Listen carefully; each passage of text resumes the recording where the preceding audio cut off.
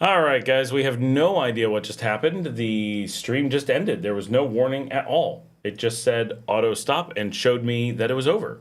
There was nothing at all. So super ultra confused, but we're back and Itchafix is here. Weird. All right, we're gonna let people know what's going on. That sucks that we just had new people, and hopefully they know to watch and come back on. But we'll give them a minute. We're just going to hang out here. I should be eating my meatball now. We just went through it. We had 50 people on. Like, we had really good numbers. We were going for a record night, and it cut off like that. So that sucks. I'm going to have to make another thumbnail for this that's like a part 2 and update that. But, well, poo. I'm very disappointed that happened. But we're back up to 8 people so far. And we'll get people back. Yes. Janet's back. Steve Voss says, that was awkward. It was. That's okay. We did. Okay. In YouTube's defense, we've been doing this for over a year. And that is the first time that has happened. So, I don't know. Was I not watching something that like went wrong and I just missed it? Back up to 12. They're coming. Luke is here. The exodus was on connectivity.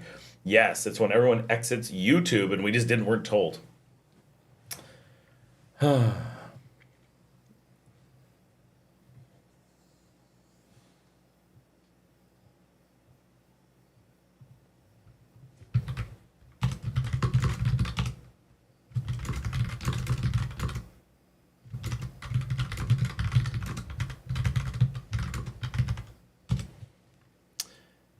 It's Trump's fault. Yes, Trump cut off the internet to Nicaragua.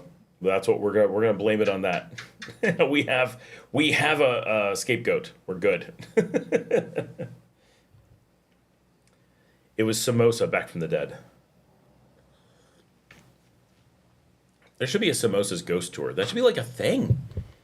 Why don't they do it? They do the Dark History tour. They haven't done it in a while, but there used to be a Dark History tour that was pretty cool. That goes up to Samosa's torture center and takes you around at dusk with a lot of rum. And now I'm feeling like rum. Now I got some energy, and I wish someone brought me a big glass of rum, but I have none. Although Ida is in the other room, I could ask her to bring me rum. I did randomly bring her waffles and a charcuterie board earlier today. So she's probably like, this is the life, because she's having it. She didn't go home. She's like, who needs to go home and take care of my kids? They're good. Her kids are all like old enough that they don't need her. I think her youngest is like 18, 19. Is that right? No, I think a little bit. I'm not sure. But she's just kind of like, finished up work early, feel like staying here. We have a huge movie system. We have, I think we're right about 3,000 movies on the system, plus tons of TV shows. And she can just sit in the living room with the dogs and the TV, just like, boop, gonna put on one movie after another. So that's what she's been doing all day. At some point in the middle of the afternoon, I walked through and she's just watching Dirty Dancing. Like, it's a very chill day today. It just thinks, the flying mega Trump rampaging through YouTube's headquarters. Oh yes, that needs to be like a thing now. It's one of our memes. Giant flying Trump. Luke says, quick question. Okay, so I don't change phone numbers associated with WhatsApp from U.S. number to new Claro number, correct? Correct. You should just add a number. I believe you just associate a new one. Oh, you may have to change it. What you don't do is disable it. Hold on. It's been a little while since I've done this, and it always changes. Let me add a new number. This is current. Open WhatsApp. Go to settings. Select accounts. Tap add a new number or add account to start the process. Enter the new phone number you want to add to WhatsApp, including country code. Verify the number. Set the profile pic. Set a status. Yes. When you add a new number, the following things happen. A new number is linked to your existing WhatsApp account. A new profile is created for the new number, which is separate from your existing profile. New contacts, you can add new contacts by new number by saying, okay. New conversation. You can start new conversations with contacts with a new number. Benefits of adding a new number. Separation of personal and professional life, multiple contacts, customization, security. So that is... that's one option, is to have both, which if you don't know 100% you're going to keep the one. It's easier than switching back and forth, but it's two identities. But if anyone puts it in, it'll work. The great tamarind trees in Sutiava. I already saw that must have been on the old. Stuart says, do you know any students who were killed in the unrest there? Oops, that was a faux pas. No, I do not. Obviously not, because I didn't live here then, so that'd be weird. Luke says, I don't see add, only change number.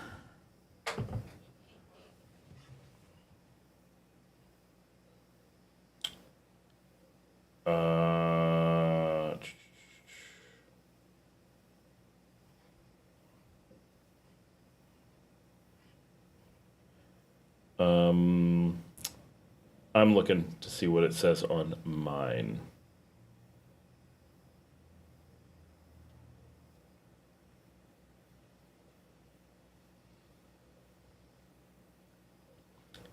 What?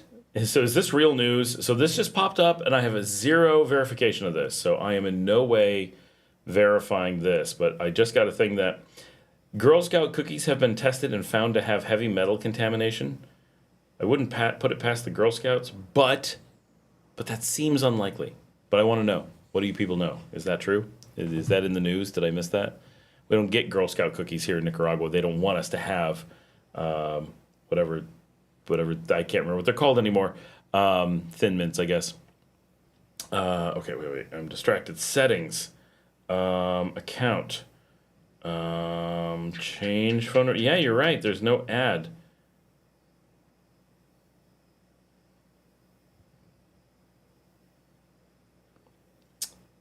Yep, so you have to choose, apparently, which one it's going to be on. That's weird. I hate that they make such major changes on a regular basis. Yeah, I'm not seeing a place to add one. But I'm pretty sure mine comes up both ways. So importantly,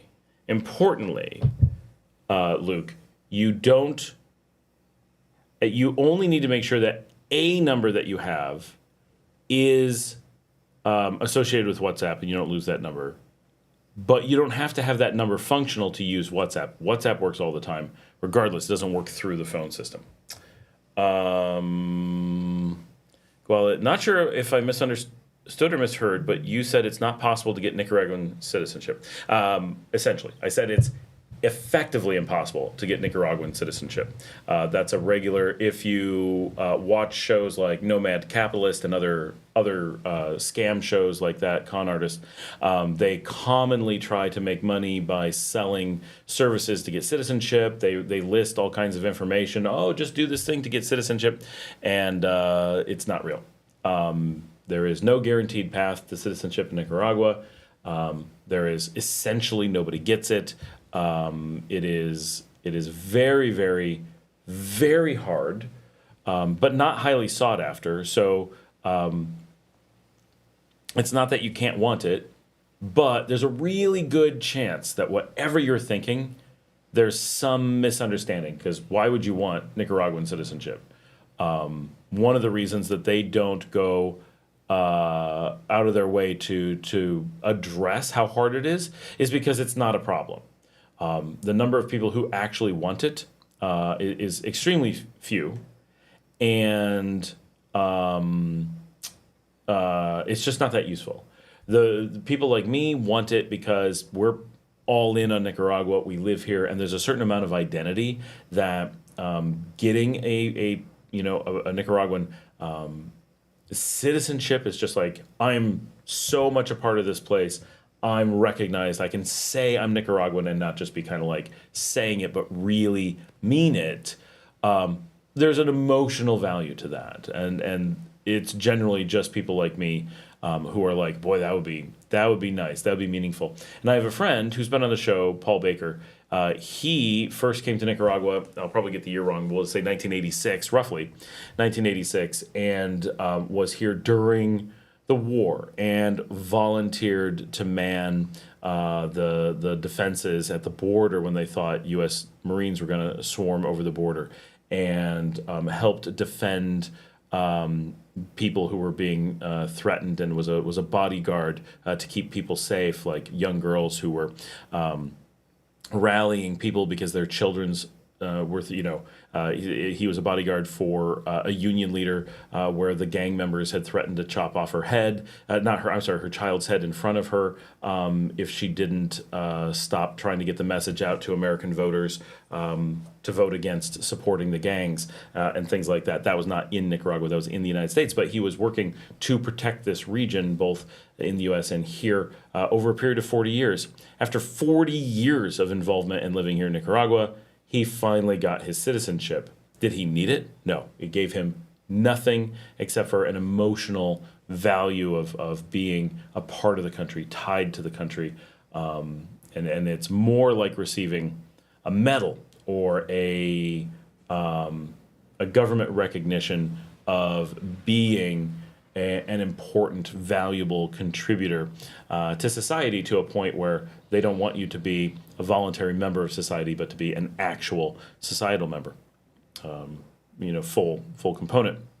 So the question would be, Guala, what is there a reason that you're worried about getting citizenship? What is it that you're looking to do? Because I've never really had someone want that and then be like, oh, I didn't realize how it worked. I don't actually need one for anything. We did have Bryce was on last week, and we had this exact same discussion.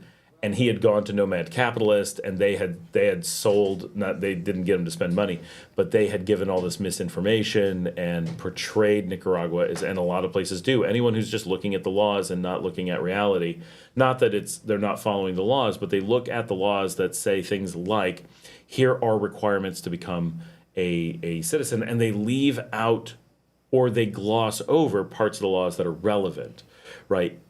Irrelevant parts of the laws are things like you must be here a certain number of years. That's irrelevant because they won't consider you for much longer than that. And, you have to have done this thing or that thing. And it's like, well, yeah, but you're never going to be considered until you've done much more than that. And the parts that they ignore are things like you have to have either the president or the General Assembly have to vote for you and like vouch for you. So it's extremely hard. That last step is the only one that really matters. Quite frankly, I think it's incredibly unlikely that if the General Assembly said you're going to be a citizen and or the president said you're going to be a citizen, like you're already a resident, right? So today, right, I've been a resident. I have the level of residency that suggests I'm on a path towards citizenship. Not that the government's putting me on that path, that I am voluntarily on that path.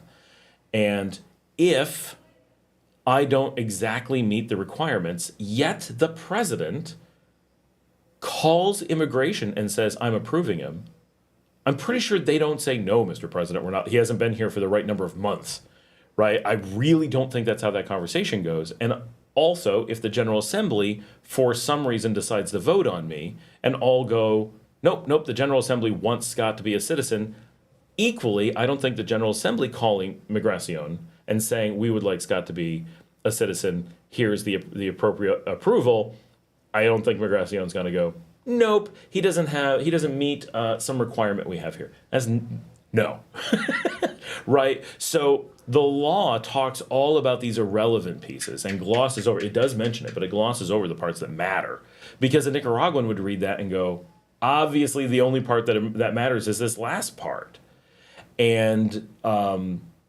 But someone who's trying to sell the services ignores that and sells you in all this stuff. Oh, if you move here, do this thing, just saying you'll get citizenship. And you want citizenship because it sounds scary not to. And, you need a plan B. And they make a big deal. And it's a huge scam.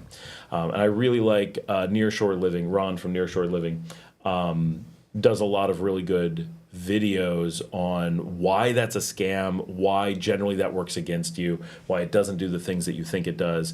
And I've done a number of videos on why it's a common scam, because it's it's basically a no risk scam for scammers to do, that puts all the risk on the potential customers while easily making money on something that requires absolutely no skill. And so it's incredibly easy to go out. Like I could right now start kingsofpassports.com, right? And start offering services to get you a second passport and charge all kinds of money, do so in a third national jurisdiction, promise all kinds of things up and down, and do nothing. And all I have to say is, I'm really sorry, but the laws changed since we started. Or the government didn't accept my paperwork. There's no guarantees. I don't have to have done anything. I just say that. Nothing you can do about it. You're not allowed to check up. You have no jurisdiction to do anything, no way to look into it, nothing. Now, I'm not saying that they're that dramatic, but it's so easy to do nothing and make money doing that. And people just throw money at people because they're like, I don't know how to do this. I want a second passport. This seems to be so confident that I'll get one. I'll just give them some money. $5,000, $10,000. Here you go. Make it happen. Right. Doug says, OMG, I just went through the WhatsApp crap yesterday with my doctor in Managua. What, Doug, what happened with the doctor? Like, what I do now, I've really learned, is I just show them the QR code and just scan that way. Seems to be the thing that works. Sylvie St. Dennis says, where is the best place to buy fruits and vegetables in León? Probably the central market. We don't bother. We go to Market Dito because that's the side of the city we're on. Like it's not good enough to drive all the way to downtown. It really depends on what part of the city you're in, I think. But I'm pretty sure the main market downtown is probably the best. I never go like shopping to that degree. But I do know sometimes during the week there's a big fruit and veg market. What is the... Hold on. I'm just drawing a blank on the name of the church. I hate when you move the map and Google's like, no, I haven't loaded yet, and just puts the map back to where you were, and you're like, come on. Like, really? The church at San Juan, there is the old train station is just one block north of it. That street, which was the railroad, right, is... traditionally has had a pretty big fruit and veg market on it. I would imagine that is pretty good. That's just one block north of the Cerro Negro tap room. It just thinks it must be a stat for how many people gain Nicaraguan citizenship each year. It might be nice to know just the number it points to, right? I bet it's like 10. I bet it's a number like that. But yeah, it would be really interesting. Doug says, if you have a child with a Nicaraguan, you really need residency. Residence, yes, but not citizenship. If you marry a Nicaraguan, you basically get residency automatically. But if you are not married and you don't have residency, yeah, you do have legal problems with it. Doug, I'll read what he said. My friend is having real problems with the girl taking the child because he has no rights until the residency comes in. Yes, that would be true, but that's residency. So, without residency, you're literally a tourist in the country, and I have no idea how it works for registering a child born. Like that is. That's complicated, right? Highly recommended. Do not have children with random people overseas. That is a bad idea. It's just there's so many complications, and there's so much of everything, right? Oh, the mother can't go with the child can't go to certain places, the father can't go to certain places, the mother can't go to certain places. There's so many complicated things that happen because of 3 different citizenship scenarios. And like here in Nicaragua, Nicaraguan children are very carefully protected from trafficking. You have to have both parents and the permission of the government for the child to exit the country. Somebody, like, there has to be major review to say, this child is absolutely allowed to leave the country. Okay, and you have all this paperwork you take to the airport or to take to the border, because they will not let you just casually sneak a child over the border. You've got to really be like, nope, these are the parents, and someone has actually taken time to verify this, which is nice. But until you're ready to do something, it is a pain. So yeah, definitely have residence. They've been together for 9 years, but he doesn't have residence. That would make the longest border run scenario, because the longest I've known someone doing border runs is 8 years. 9 years is crazy. Dot says, hi, Scott and community. We are really loving Esteli. So many discoveries. Don't judge any road by its cover. Cool. What part of Esteli are you in? What are you doing up there? What's the story on stuff? We want to hear. El Viaje Plena, welcome to the chat. Doug says, my doctor couldn't send me messages because wasn't added to WhatsApp like you described. I didn't know what to do. Oh, that's weird. I've never had WhatsApp not able to send messages. The scenarios that people end up with, I move between places all the time and never encounter these. It always just works. Was your doctor able to add you in his contacts using the correct number from WhatsApp? Or was he trying to add a number that wasn't your WhatsApp number? That would be the question. Steve says, if you're married to a Nicaraguan, how do you obtain residency? I didn't know that. I've been married for 25 years. I believe you just go to Migracion and just file, or they'll give you information. But the normal process, Steve, is you would just call a lawyer that does that, and it'll be cheap and fast and easy in most cases. The only thing I don't know is if you marry a Nicaraguan but you don't live in Nicaragua, that may... I don't know if you're affected by the 6 months rule to where they're like, you don't get to be a resident because you're never here. But if you are here and not like committing crimes, it's basically just, slap a sticker on you. Like, yep, he married one. Thomas Strepp says, do you have any insight into how life as a foreigner in the country has changed in the last 10 years or so? That's interesting that you picked the exact number of years that I've lived here. So yes, I think I do. Used to live in León when I was a kid and really like to go back and visit my mom. So I first lived here 10 years ago, almost exactly, in 2015. So it's slightly less because it wasn't this early in the year. But yeah, for the last 10 years, as a foreigner 10 years ago, right, life was good, felt very welcome. There wasn't like a feeling of, okay, we'll let you, but no, it was very welcoming. We fell in love with the country 10 years ago when we first came to visit.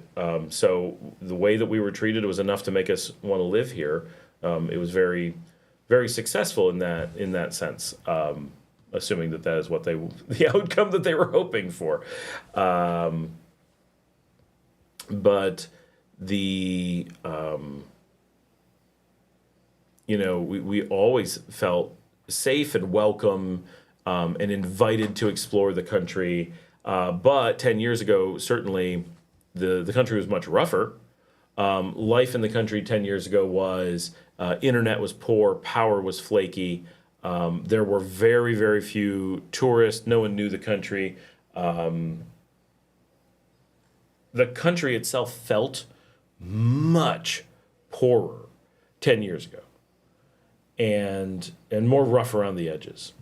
And you saw the shanty towns all over the place. And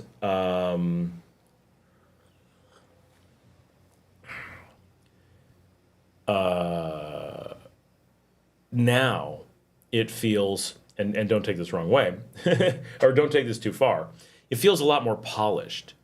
It doesn't feel polished like a Guatemala. It doesn't feel polished like a Switzerland. Right, but it feels a lot more polished than the Nicaragua of 10 years ago. 10 years ago, Nicaragua truly was the place of American television shows, right? The views out the windows, everything was very shocking, very woo, this place is struggling. But being here now, I do realize that I'm not fresh off the plane anymore, and I view Nicaragua through a Nicaraguan lens, and I know when there's a house that looks rough but is actually nice, and I know when, right, like your perspective does change. But the Nicaragua that I saw out the windows 10 years ago, the Nicaragua that I was being introduced to, is not the Nicaragua that we live in now. It is a different place. It is so much more clean, so much more good internet, so much more solid power, so much more a sense of a bright future, a rising middle class, a different vibe when you go out. When we used to go out 10 years ago, as a foreigner, you felt like you could afford to go out and no one else could. And I also lived in Granada, which makes that a little bit more true. But it was like Nicaraguan life was hidden away mostly out of affordability. And now when I go out, it's like, well, there's a few of us, everyone else, Nicaraguans. They go out all the time. They're able to, even with the economic crisis, the economic crisis of having low job density, not a problem. They've got opportunities, they've got mobility, they've got hope, they have futures, they're happy, they're excited. Constantly, people are like, a lot of people go to the U.S. I don't know what they're thinking because it's not good, right? I don't want to go. I visited. I don't want to go back, right? I want to visit, but I don't want to stay. Like, this is the life I want. I don't want to give up the quality of life that I have here. Those are things I hear from people who've been. People who've not been are like, oh, there's all these, dreamland. Well, whatever, that doesn't matter. But the people who've been to both and have that experience and that exposure, people say, well, yeah, as an American, you want to live in Nicaragua because you have American dollars, you have all these advantages. Those things are true. But when the Nicaraguans who are making Nicaraguan salaries here, often better ones, not the worst ones, but when presented with something beyond family, right? Ignore that your family doesn't live in the United States. You don't want to be away from your family, obviously. But if it was just the lifestyle there or here, so many Nicaraguans are like, no, I choose Nicaragua. Like, I'm proud of it here, but also I love it here. Like, life is good. We really do have a lot of great stuff. So those are feelings that have changed. As a foreigner, I feel every bit as welcome and invited and encouraged to be here.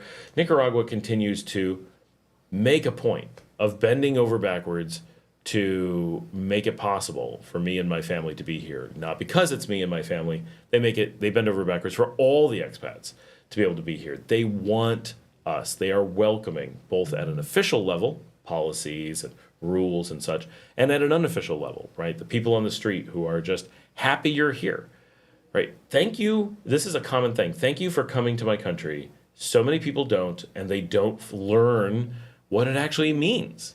And Nicaraguans saying, oh, Nicaragua's a great place, falls on deaf ears.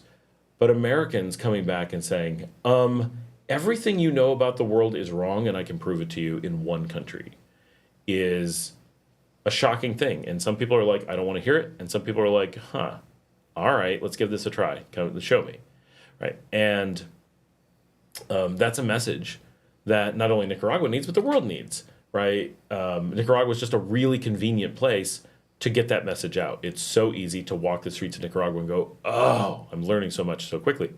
But yeah, as a foreigner living here, that's one of the reasons that we like Nicaragua so much, is that as a foreigner, we feel so embraced. We feel so welcome.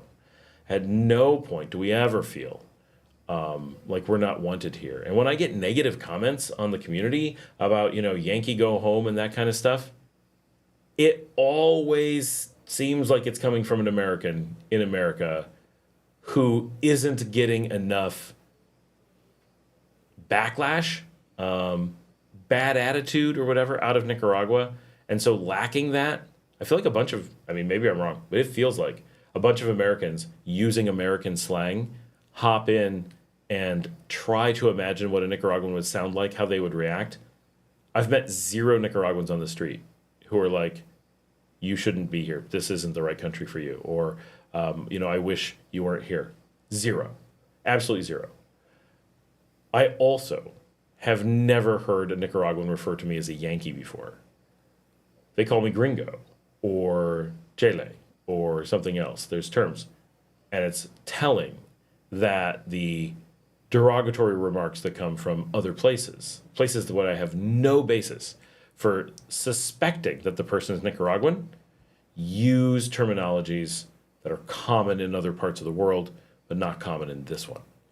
And so it feels like there is an outside actor so convinced that we are so welcome here that they have to try to pretend to not be welcoming to make us even think that maybe there's someone out there that doesn't want us to be here. It's a different world, right? It really is. Do I have yeah. Thomas, you definitely should come back and visit, right? Don't be, I mean, especially you used to live in León as a kid, just hop a plane and get down here. It is safe, it is welcoming, it is awesome, and it is all improved so much over the last 10 years. So much. It will blow your mind, even over the last 5 years. Watching the country just flourish is incredible. Sylvie St. Dennis says, we were in León yesterday, going back tomorrow. Okay, thanks. What was the question? I forgot which question was yours. What was it? Where's the best place to buy fruits? You're coming back to León tomorrow. Now I'm understanding. If you're just visiting, I would say any one of those markets will be fine. Whatever one's closest to you. The central market, here in Sutiava, it's super low key. So if you want to come out to Sutiava and be like, aha, I'm doing the Scott Allen Miller experience, just come west on Ruben Dar Rio. That's the main road going straight out of the cathedral. Just take that. You can't actually take that. You have to take one north or one south that run alongside of it because it's only into the cathedral. So you go out on one, but take that out to Sutiava and go out to, if you're in a taxi, just say you want to go to Marcadito in Sutiava, and that'll bring you out to, what street is it? Dr. Coffee, Cathedral, Park, there it is. At 16th, and Ruben Dar Rio is the little street market, and you don't even have to go into the market. There's so much fruit and veg on the street, that block and the block to the east of it. You can do it all outside there. You don't have to have like that high stressed kind of, like if you want to do the big markets downtown, that's fine. Like no one's gonna stab you. They may pickpocket you, so be cautious. But if you come out to Marcadito in Sutiava, you'll have a similar experience, but you don't have to go inside a building. You can do it on the street. And by similar experience, I mean you can buy fruits from the stands. I don't mean you'll have a similar experience of someone picking your pocket. Never heard of anything like that out here. Very safe. It occurred to me that was very funny. Did I skip anybody? I don't think so. John Doe, who doesn't want to give his real name, says, hi, Scott. Can someone who is not yet retired move to Nicaragua and gain residency? I have not retired. I've been here for a long time. I have residency. No problem. There are some hoops to jump through, but you also have the question of, do you need residency? You may. That could easily be the case that you want or need it for a legitimate purpose. But for a lot of people who are not retired, in many cases, you actually have no reason. People in that category often have no reason to want residency. People have just, it just seems like the obvious thing, or someone's trying to sell you residency services, and so they'll tell you that you need it. But in quite a lot of cases, you actually don't. And there's other ways to come and enjoy Nicaragua long term without having to go through the residency process, or at least not having to go through it now. But you certainly do not have to retire. Nicaragua has no need to be retired kind of thing. They have one of many types of residency, uses the retirement system as the mechanism for that, right? So retirement could give you residency, but so could lots of other things. Well, a few other things. Okay. Crocia says being married to a Nicaraguan gives you the right of residency, correct? But it does not give you the right to work. I believe that is also correct. Only the highest level of permanent residency, which I don't know if marriage residency classifies as permanent, because if you get divorced, it evaporates. So I believe it's considered an indefinite temporary as opposed to the actual permanent, but I'm kind of hypothesizing on that, so don't take that at my word. But I don't believe it gives you the right to work. Or start a business in your name. Now, that is incorrect. All of you, every single one of you has the right to start a business in your name right now. You do not have to have ever set foot in Nicaragua to start a business in Nicaragua. You do not have to have residency. You don't have to be on a path to anything. You don't have to plan to do anything. You don't have to be in the country. You don't have to visit it for any length of time. Nothing. just like home ownership, business ownership, or business incorporation, which are roughly the same thing, have the right to be done by any non-criminal person from anywhere in the world at any time in the country. It's residency simply is not used as the basis for anything major. The one thing that is tied to residency, and by the way, we're back up to 57 people. We have more people on than we had before the crash.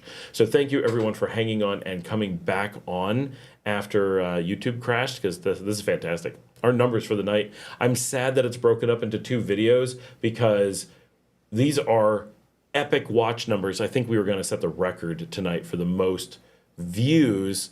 It's amazing how much we had, and we'll still do it, but it'll be over 2 videos, so we won't notice it. It won't show up in the stats. The only really major thing that you need residency for is to be able to register a car in your own name, and that is really because cars are mobile, unlike companies and houses. So if you had a car and you weren't a resident, you would have just so much ability to just buy a car and drive out of the country and disappear that they really curtail that. But that's because it's a mobile thing that can cross borders so easily. Dodd says, so many hidden gems everywhere. But he said just before that, besides the penitentiary. So I'm guessing that besides the penitentiary, there's so many hidden gems everywhere. Are you saying the penitentiary is not a hidden gem? Maybe it's a really cool one. Have you toured it? You should check it out.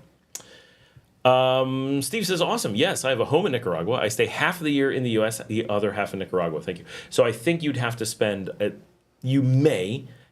181 days of the year in Nicaragua to qualify. There may be a number that you have to do, or they're just like, look, you're a tourist married to a Nicaraguan one way or another. It's tourism. That may be the case. So you have to get above that number, but you can definitely be gone, a huge portion of the year. Gil or Gil, depending on where he's from. Polished like Guatemala? Yes. Much of Guatemala is quite polished. If you go to Guate, Shela, Tecpan, Atitlan, there's lots of very polished or reasonably polished Guatemala. Even coming from Mexico, my CEO is from Mexico, spent a long time living in Mexico City, and she's like, holy cow, Guate is like the clean, polished, fancy Mexico City. I'm not saying it's the most polished, but compared to here, it's pretty polished. Doug says, gracias, my friend owns a factory in Puerto Cabeza, just purchased 500 hectares. That's a good size place from the Mesquite Indian tribe, and is not a resident. Yeah, and I can tell you, I formed my corporation as not a resident. I bought my first major hotel as not a resident. Bought my second hotel, not a resident. Bought land, rented houses, cars in the business's name, not in my own, all not as a resident. And it's worth noting, and this is actually like really solid proof, for the highest level of residency, the highest few levels of residency, you must incorporate as a non-resident to file for residency. So for a ton of people, it is a requirement that the company come before the residency, if you're going for that type of residency. So yeah, there's absolutely no question, because essentially almost every foreign investor in the country has done so without being a resident. It would be very much the exception to do it the other way around. Nothing wrong with doing it the other way around, but it would be abnormal. Inkdown says, and by the way, that was G Kill Setup.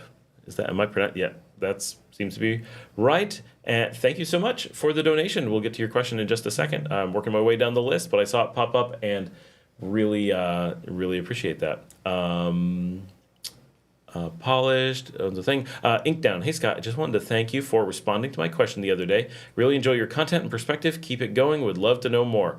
You're welcome. Unfortunately, I don't know which question was yours, but I'm glad we were able to respond to it. I do try very hard to get to them. Mago Babeful.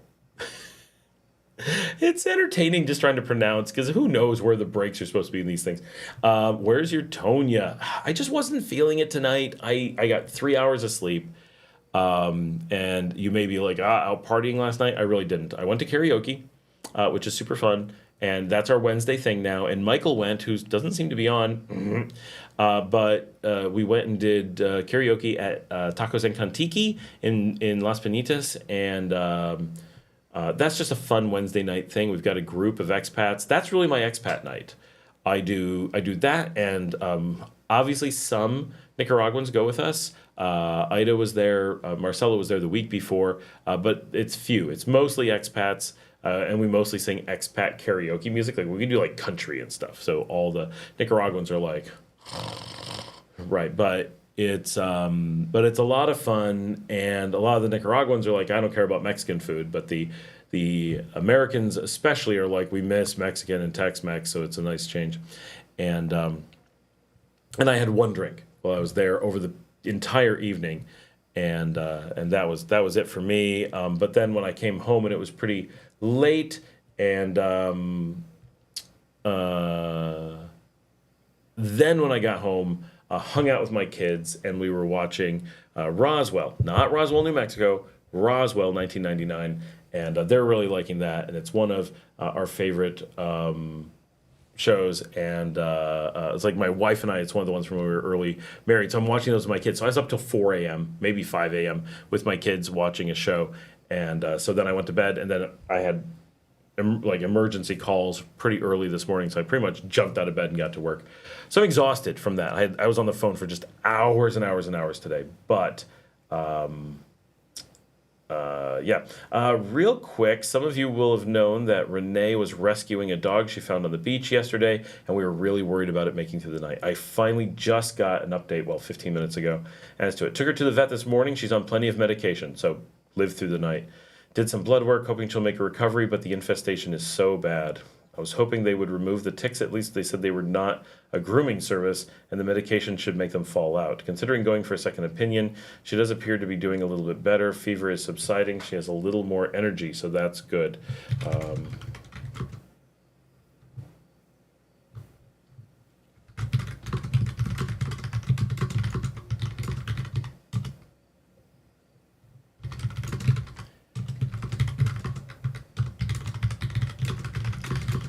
All right, they found this dog in the street. The poor little thing.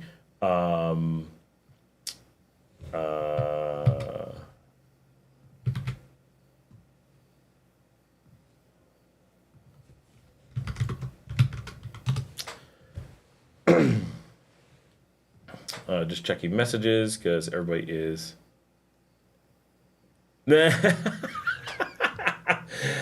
Dale says you triggered the agents at Langley with your no BS history lesson. That's funny. Okay. Thank you for responding. Blah, blah, blah. Just back from. Oh, that's where's my Tonya. So I'm just tired. I just couldn't drink tonight. Just couldn't do it. So I'm having tea and trying to keep hydrated. Just very, very chill.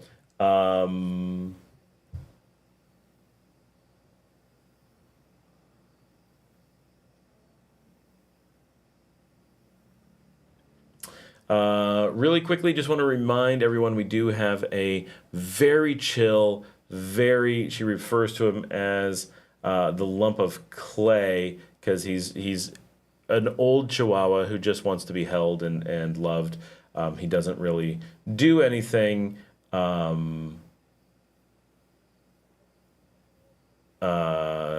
And he cannot stay where he is. It's not safe. So we really need to find a forever home in the León area for an older dog. And actually, I'm going to tell Renee right now about it. And of course, she just disappeared. There we go.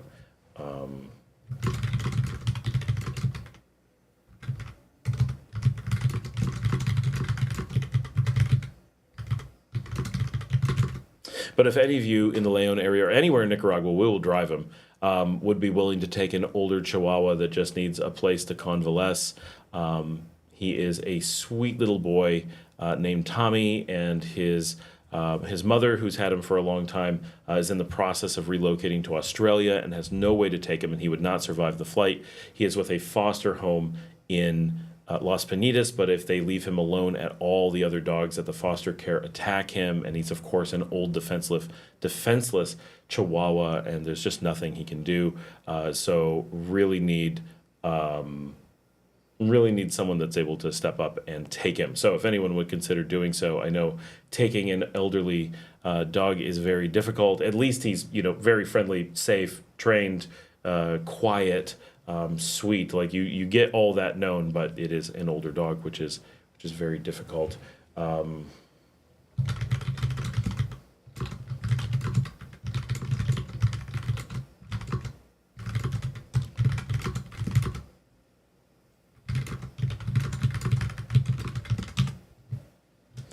right, so I'm letting people know. But if any of you can, that would be amazing. My dogs would not tolerate him, so that's. Or we worry about it, like it would be very rough here. That's why we don't take him, because otherwise I would in a heartbeat. Doug says, just came back from Puerto Cabeza yesterday and was treated like a rock star there. It's because you must stand out as a rock star there. Stayed out to 4 a.m. and walked back to the motel from the bar with no problem, other than locals wanting to walk me. Cool. Yeah, I need to get out there. Doug says, only USA haters. Renee says, hey, how's the music scene, lessons in schools? So music scene is huge here.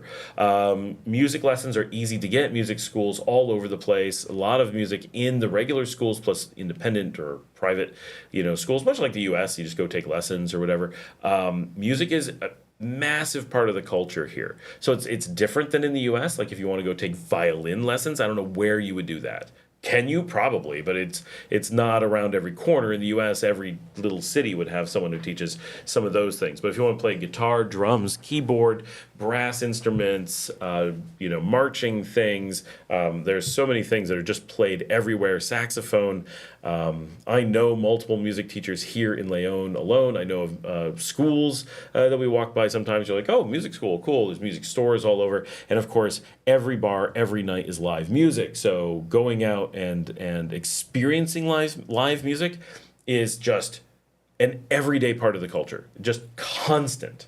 And so that encourages people to really go out and learn and do a lot as well, because it's appreciated, and it's if it's something you want to do, you are going to have opportunities to leverage that or to actually use those skills that you're picking up in those classes, right? So growing up in the U.S., I was kind of like, when am I ever going to use this, right? And I was a professional musician, and I still feel much like, a lot of it was, when will I ever use this? But in Nicaragua, I think that people really get a sense of, I will be able to use this. This will definitely be an important part of my life. And it's just, whether it's hanging out at open mic night and playing, or hanging out at the local bar and playing from time to time, or joining a band or whatever, or marching, because my old neighbor plays the tuba, marches in the bands, right? Very cool stuff. So I think there's a lot of opportunity for that here for sure. Jill says, what city is best to move to as a foreigner? I've heard San Juan del Sur is good. So that's a loaded question, right? Because everyone has a different opinion of what a good city is, and everyone has a different opinion of what is good for a foreigner. I think I have a video that already came out, maybe in the last few weeks. Boy, I do so many in advance now. It's like a week in advance, which is only so many, but it's enough that I'm like, is that video out already or not? I don't know. But if you're looking for a place where other foreigners are, and you want to not be in Nicaragua, which is a valid thing to want, right? That sounds terrible to say, or seems that way, but it isn't necessarily. Lots of people from anywhere in the world moving to a new country are not looking to be just thrown into that new country. They want to be around people who are also facing a new country and going through the same things as them, and have things in common and can hang out really easily.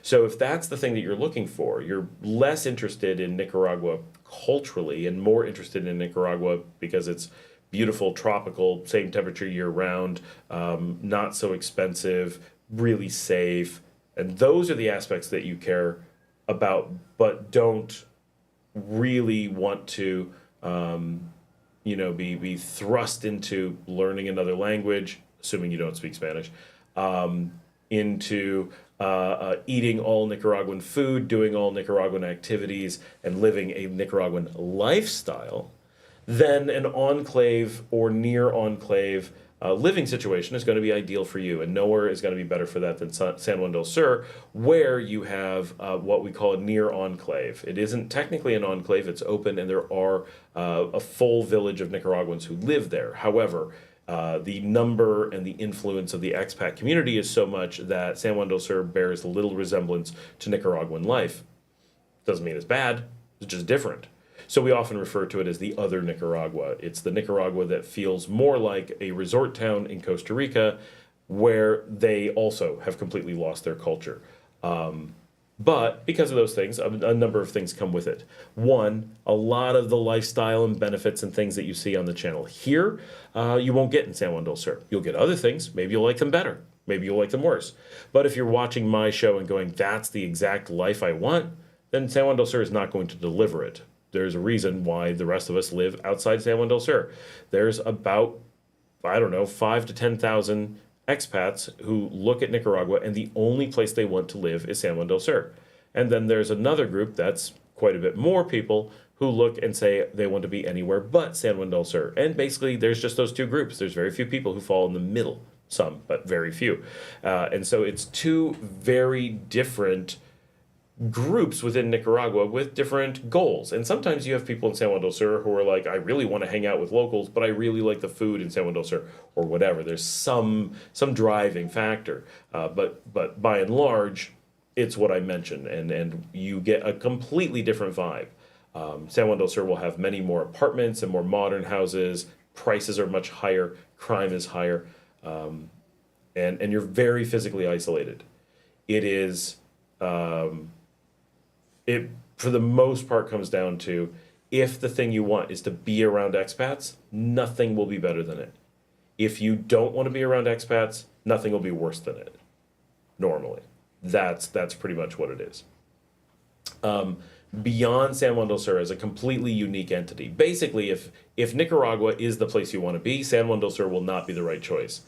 San Juan del Sur will be completely its own animal, right? Do you want to be in San Juan del Sur as an isolated question, or do you want to be in Nicaragua? Is kind of how you should think of it. Once you're in Nicaragua, then you have a kind of wide open palette to pick from. I don't think any of the cities are going to be bad. We don't have high crime cities. We don't have crazy low crime compared to the other cities. León is the safest, but only marginally safer than Esteli, for example.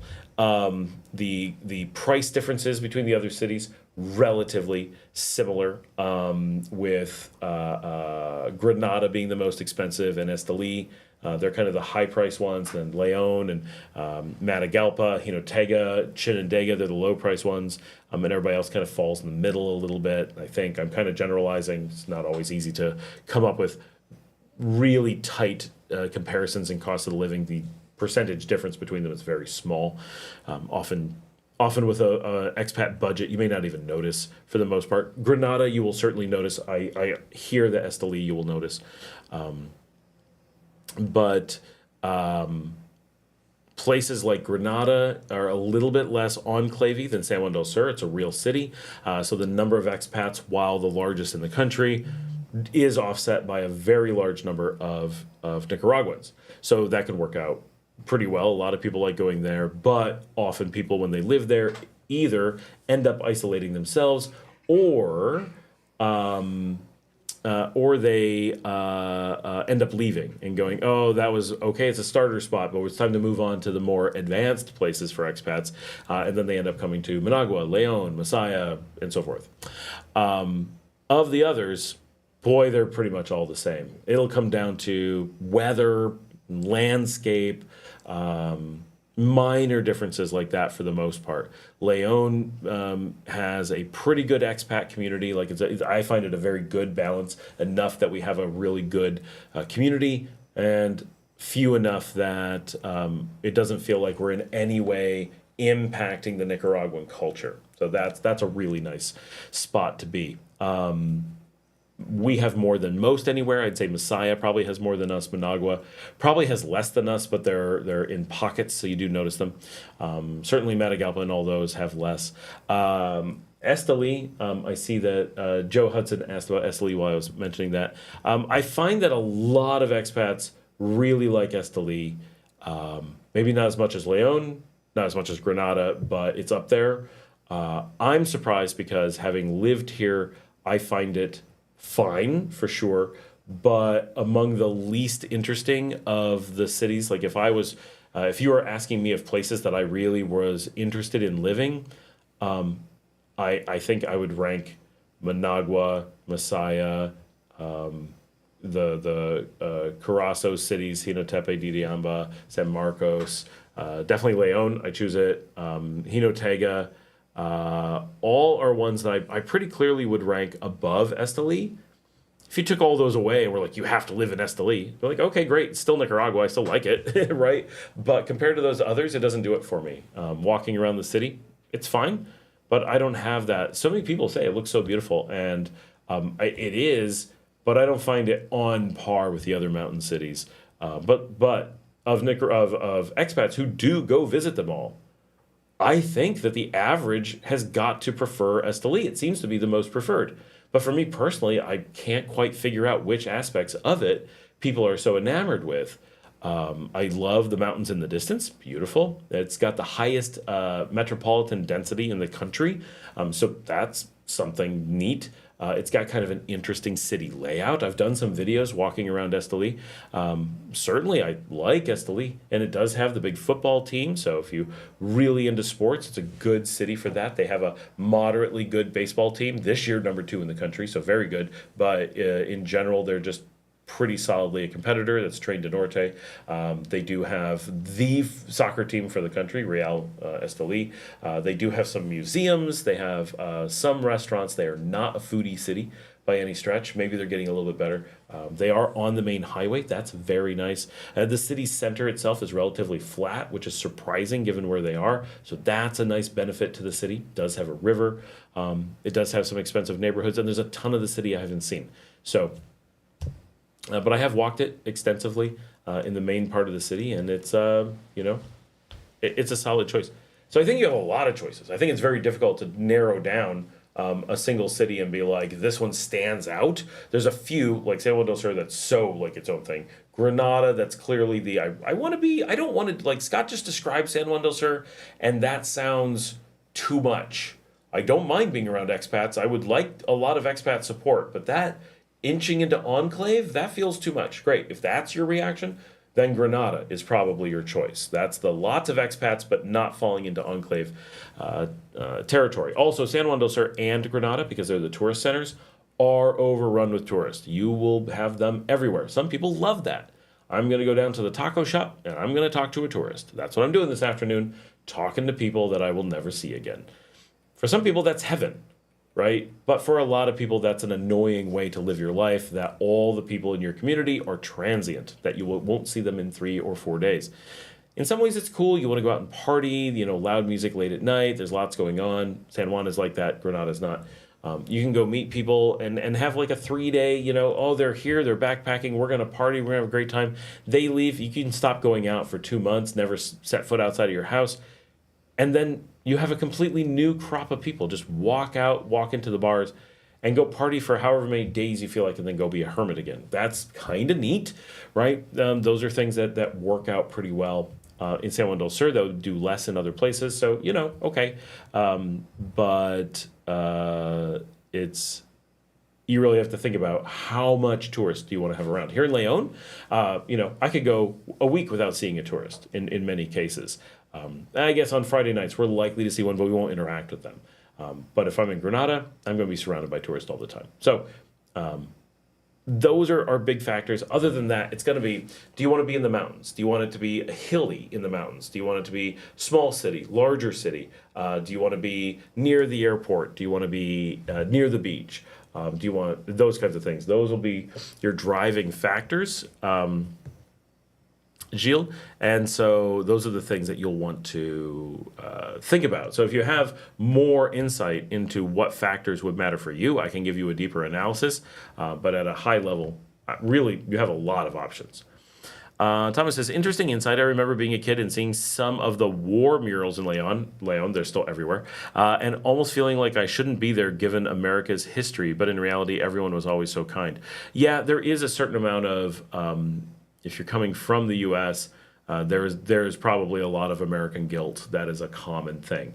I know Jack Pittman feels so impacted by his American guilt. And he was born and raised in Saudi Arabia, right? He is American, but he didn't even grow up in the U.S. per se.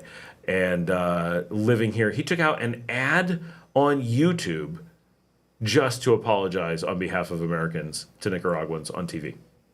Like, it really, really affects him. Ed from Queen says, Tony sold his first rad pad in CR. Good for him. I want to know who bought that. G Killstep says, I fear shakedowns by police. We've heard some stories that may still exist in San Juan del Sur.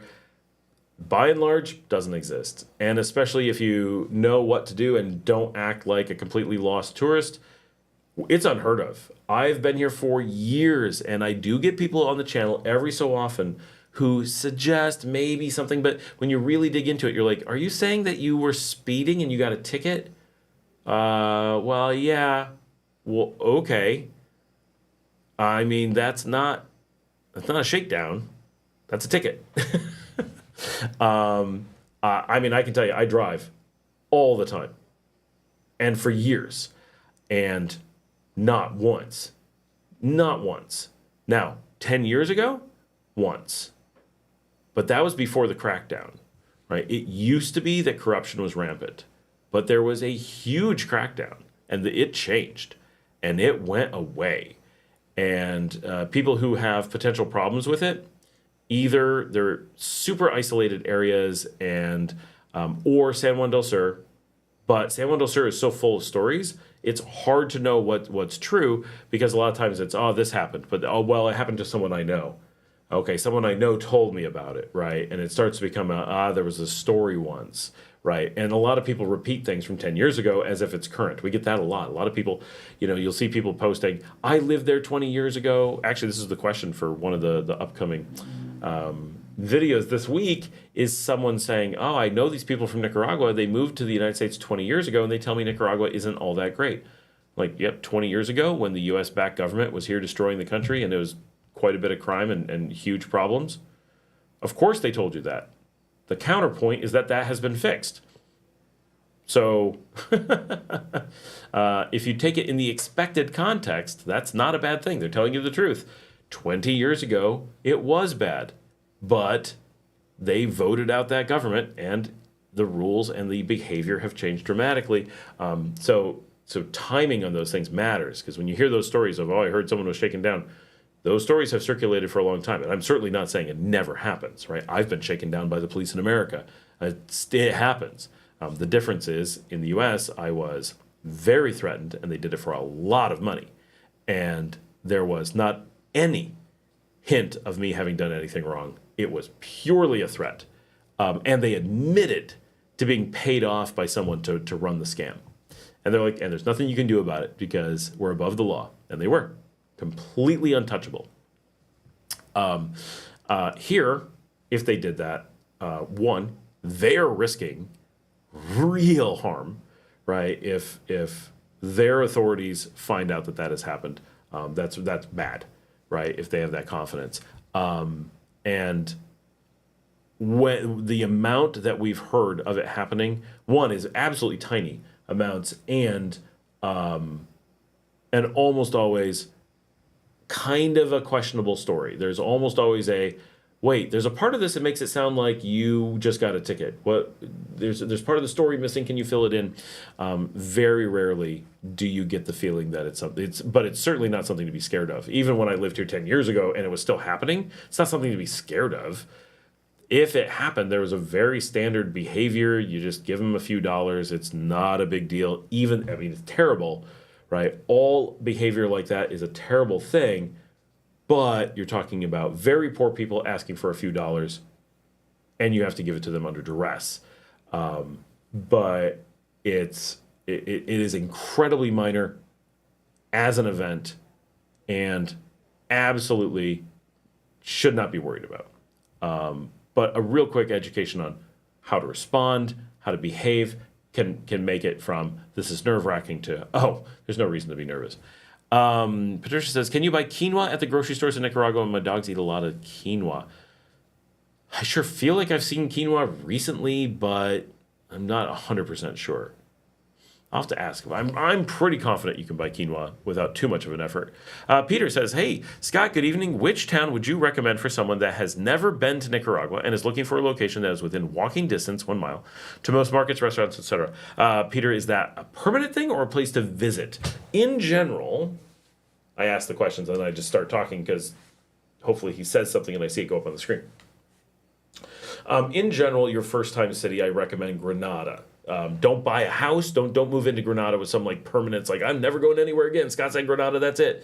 No. Just Granada is a really good starting point because everything's very walkable. The city's pretty flat. The downtown zone is relatively small but dense. There's a lot of restaurants. I'm not sure how far out the grocery store is. I mean, I know where the La Colonia is. That's a little bit of a walk. I used to walk to it, so it's not. I mean, I walked pretty far, but it wasn't bad. The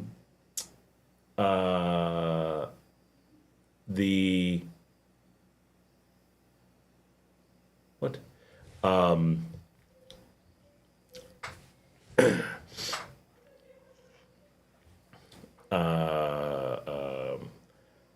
Most of the activities, museums,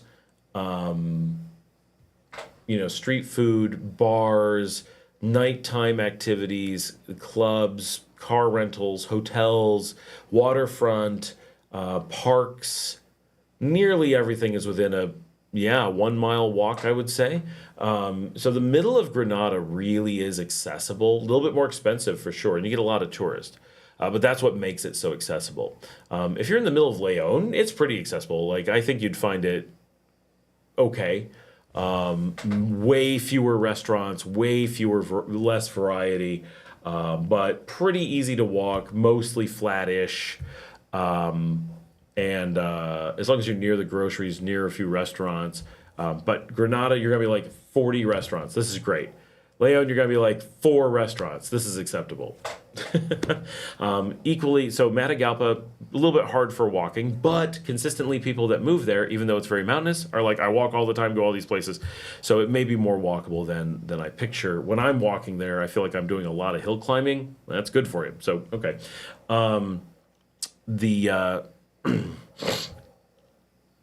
Esteli is pretty walkable.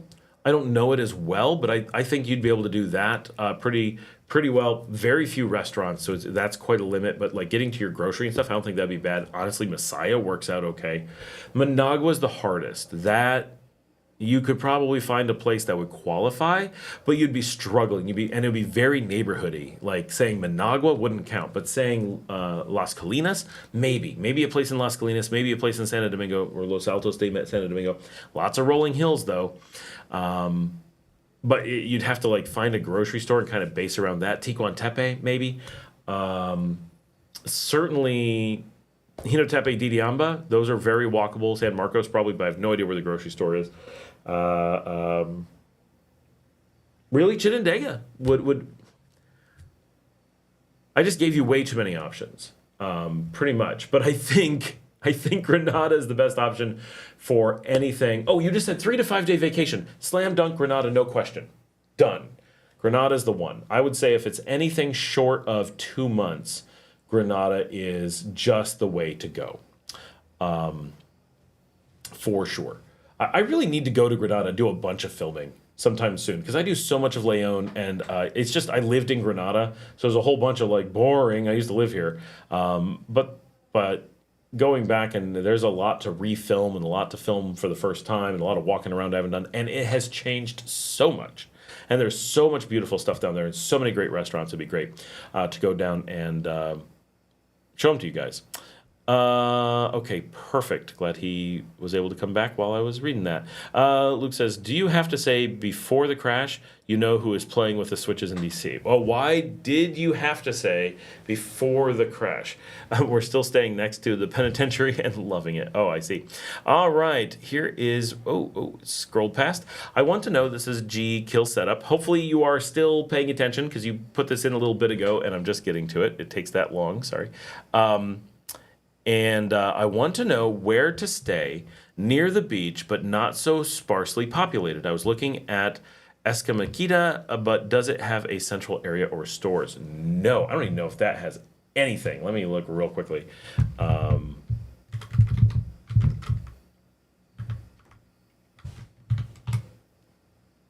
that's the beach, I think it is. What? I want a map, obviously. Come on, stupid computer. Oh, that was completely useless. What? Okay.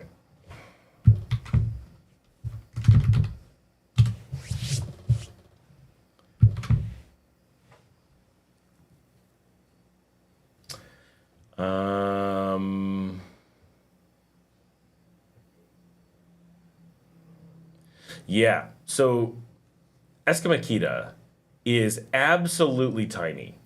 Like, we wouldn't really call it a village, just to be clear. It's kind of a really sparsely populated housing development. And I mean really sparsely. Now, I know someone who bought at Big Sky Stables from the channel 3 years ago.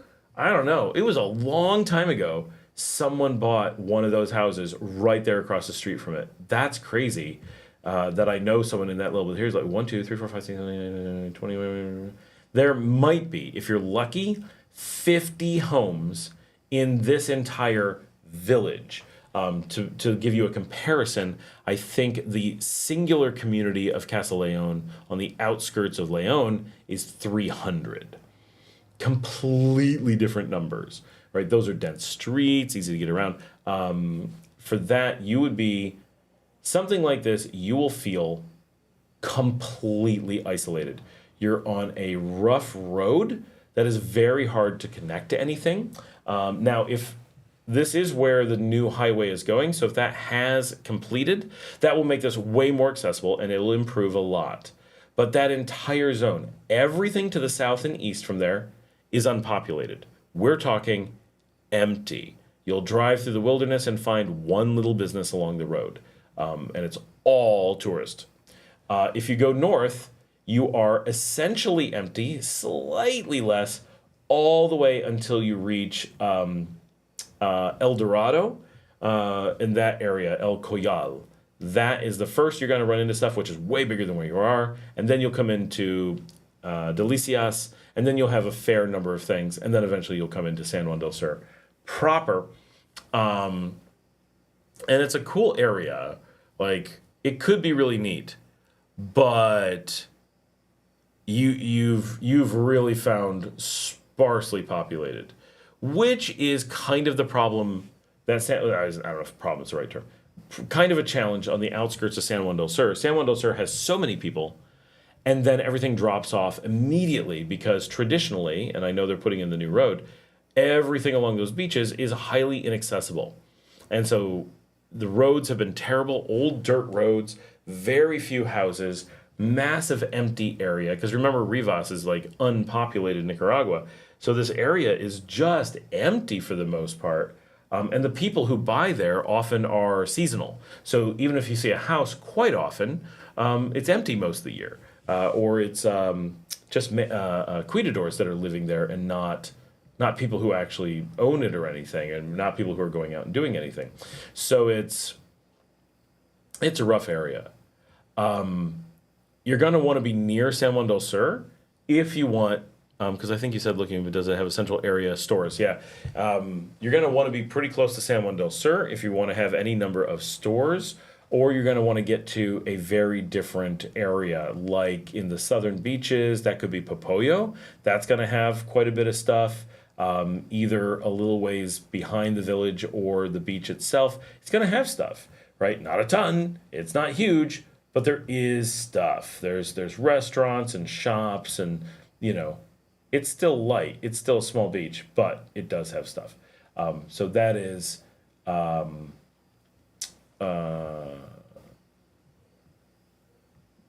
pretty light.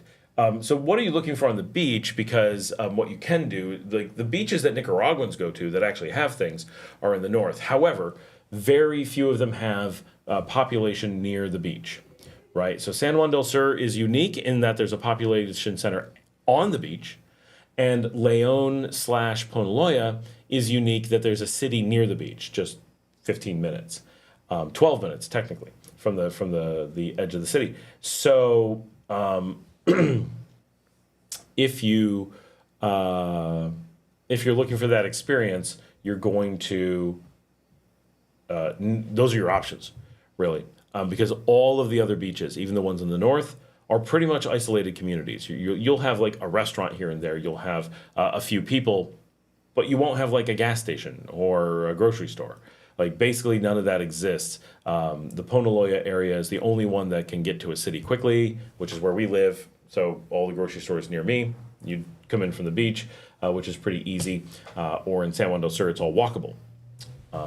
If you are going to, you just asked about Costa Rica in the north. I think you're going to find that's exactly the same. So Costa Rica is empty where it touches Nicaragua. Nicaragua is empty where it touches Costa Rica. It is both countries' most empty zone.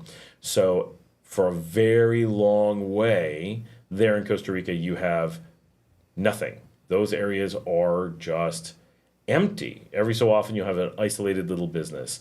I don't think you really start to encounter much of anything that would count as like actually having stuff near a beach. Maybe until you get to, let me see. Make sure I'm not lost here. Yes, this seems about right. So around Playa Hermosa, which is really far from the border. And then once you get down into that area, you'll start to run into things. And then you'll get some pretty big communities. And I don't mean big, but more than 50 houses, maybe a few hundred houses. And they will have some resources because these are people with quite a bit of money living in relative density, quite close to the beach, and they need resources to do things. Now, I don't see in this one particular community a grocery store, but I'm pretty confident there's one within a couple minutes of there. There is. So I think that, like, if you go all the way down there, and then if you go to, what is the name of the beach? Well, anything on Coco Bay, Playa del Coco. Then you're gonna have even more. So you have some choices there that are way bigger than San Juan del Sur, and things close to each other and close to the beach. I think you'll find that to be a good experience down there, or the ones that I mentioned up here in Nicaragua. Depends what you're looking for. They're gonna have very different vibes between them, and the same thing. Like San Juan del Sur is a different world than Ponaloya up here. So it depends what you're looking for. But the Escamaquita is, you're out there, right? So I don't think it's going to match what you're looking for if you want to be able to do something in the town. It won't have it. Crocia says, what's the status of the new airport? When's it supposed to be operation? I don't know, but I flew over it recently and you couldn't see any construction, so it has not gotten really kicked off yet. Tonia's lubricate your voice, buddy. That is actually true. I notice when I don't have it that I struggle to talk. What are the popular karaoke songs for Nicaraguan people? Well, so Nicaragua has a weird, to me, set of standards that are played by bands as covers, and they're the same ones done in karaoke. Zombie by the Cranberries, Creep by whoever does that, I can't think of it. Hold on, who does that song? Radiohead. Creep by Radiohead. Zombie. There's There's some Soda Stereo songs. It's a mix of like American and Argentinian and Mexican standard rock that just every band plays, everybody sings. It's really extreme how repetitive they are. You can go out to karaoke and hear the exact same lineup as an average band played 2 or 3 times in an evening, right? Same song over and over again. There's this handful that people just do on repeat, and they can never get enough of them. And they are such just seemingly random choices that I can't figure out what even makes them be the popular ones, but that's pretty big. But if you do things like heavy metal and hard rock and traditional 70s and 80s rock and some pop, that stuff is always quite popular. And then quite a bit of drunk Mexican cowboy songs. So that's like very sappy. It's like the Mexican answer to American country music, but it's got that very Mexican flair to it. And it is just like 3 guys sitting around with guitars, really wasted, singing very depressing songs about their lives. And that is just one of the biggest things. But people get wasted and get sad and then sing those songs at karaoke. That is like the thing to do. Oh. Is it better to enter via Costa Rica, that area? Okay. Oh. Sorry. So Janet says zombie. Entering from Costa Rica is absolutely fine. It's quite a ways away if you're coming to the populated beaches, except for San Juan del Sur. If you're going to San Juan del Sur, then it's about break even. You fly into normally Liberia, because that's close to the border, about 90-minute drive to the border. Border control, very good at Piñas Blancas, which is the Costa Rican crossing. And then you're about 45 minutes or less from San Juan del Sur. Pretty easy. Here's something I've never seen said before. El Transito, decent beach, nice town. Are we thinking of the same El Transito? We're going to talk about that when we get down to it. We're coming back to that. I've not missed that. Just real quickly, don't go to El Transito. We'll discuss it. So if you're going to go to those southern towns, it can be pretty easy. But then, you have the problem of the border crossing and dealing with cars. It's just a few extra steps. I would still come into Managua if you can. But if you have some like big cost savings because you got a good flight into Liberia or whatever, that's fine. Like it's not a big deal. We do it kind of casually, even from up here if we get a good deal. So it's all about convenience. And Costa Rica is relatively safe. It's not Nicaragua safe, obviously, but it's not bad. I would never be worried about being in Costa Rica. It's such a tourist center, and that area is like empty. Like you don't worry about that area at all, right? The Guanacaste is just wide open fields. I'm sure the wild iguanas are the biggest threat out there. Luke says the airstrip is highly visible on the flight in from Miami. Buildings not so much. Yep, that's exactly what I did. I just went over a few weeks ago and I had clean view of the airport. Ed from Queens says his rad pad is made of galvanized steel which conducts electricity. I asked him, if a live wire were to accidentally come into contact with the rad pad, wouldn't everyone inside be electrocuted? Waiting for the feedback on that. Patricia says Tommy's mom needs to reconsider that move to Australia. If she can't stay in Nicaragua any longer, she should drive to a nearby country, which she can't do. She doesn't have a visa to go to bordering countries. That must be so confusing for a senior pup. I know it's really hard for. Something went wrong. We dropped to 2 viewers. Are you guys still on? Give me feedback. Let me know if you're still there.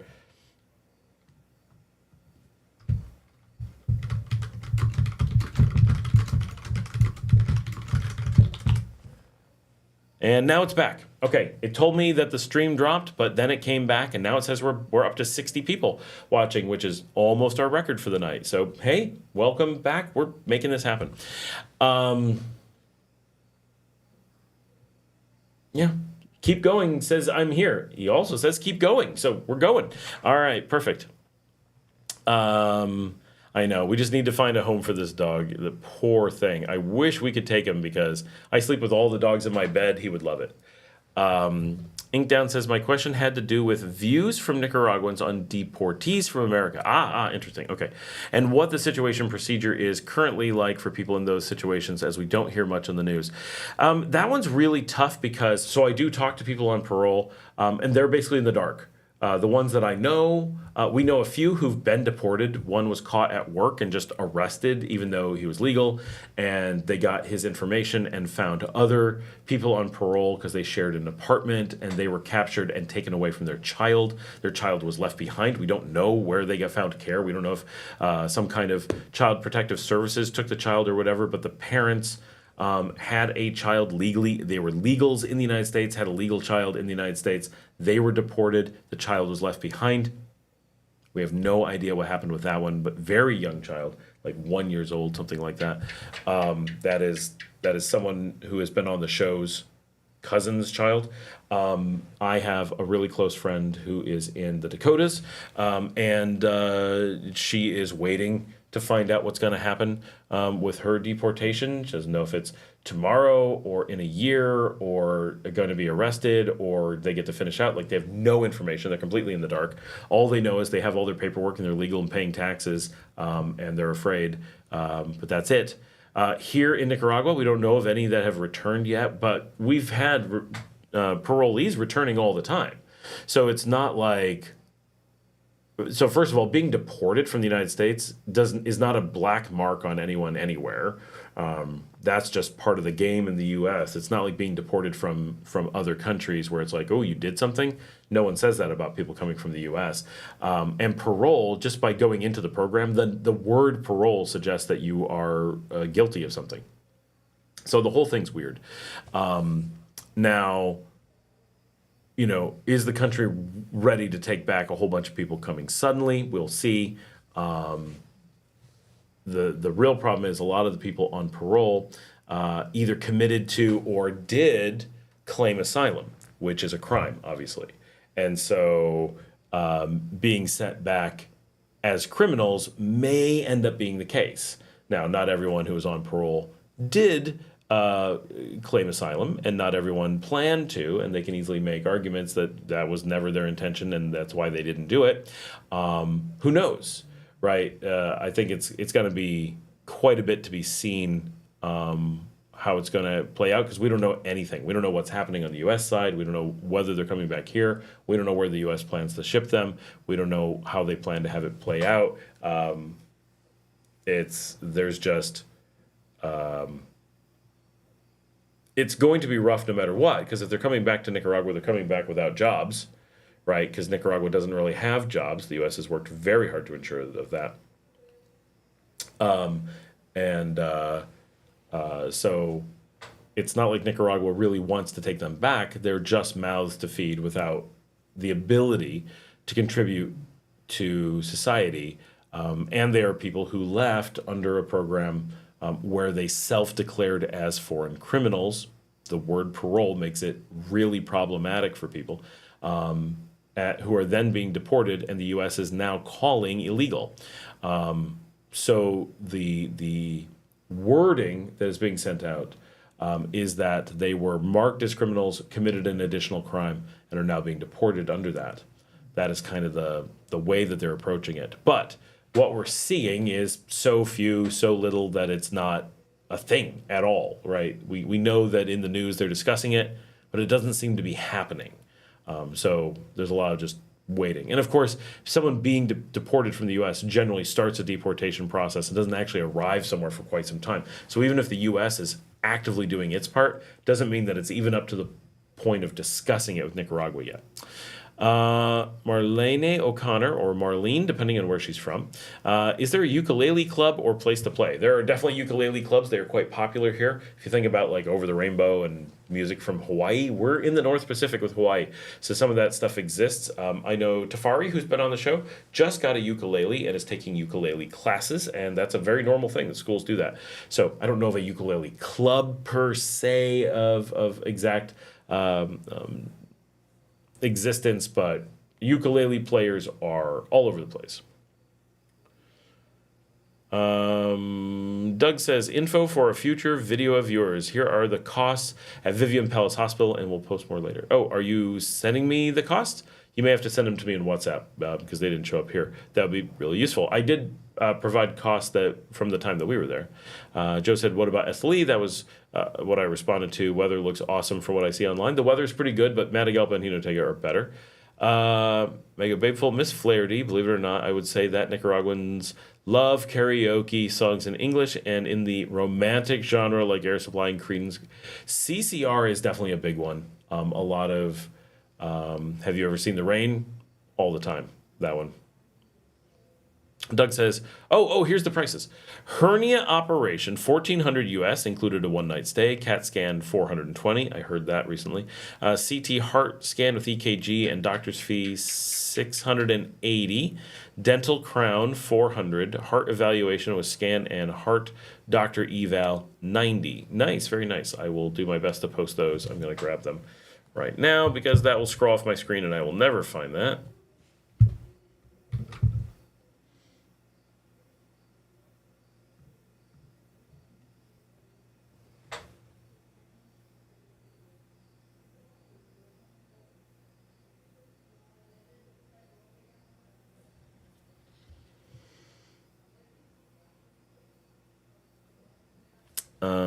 All right, I gotta post this.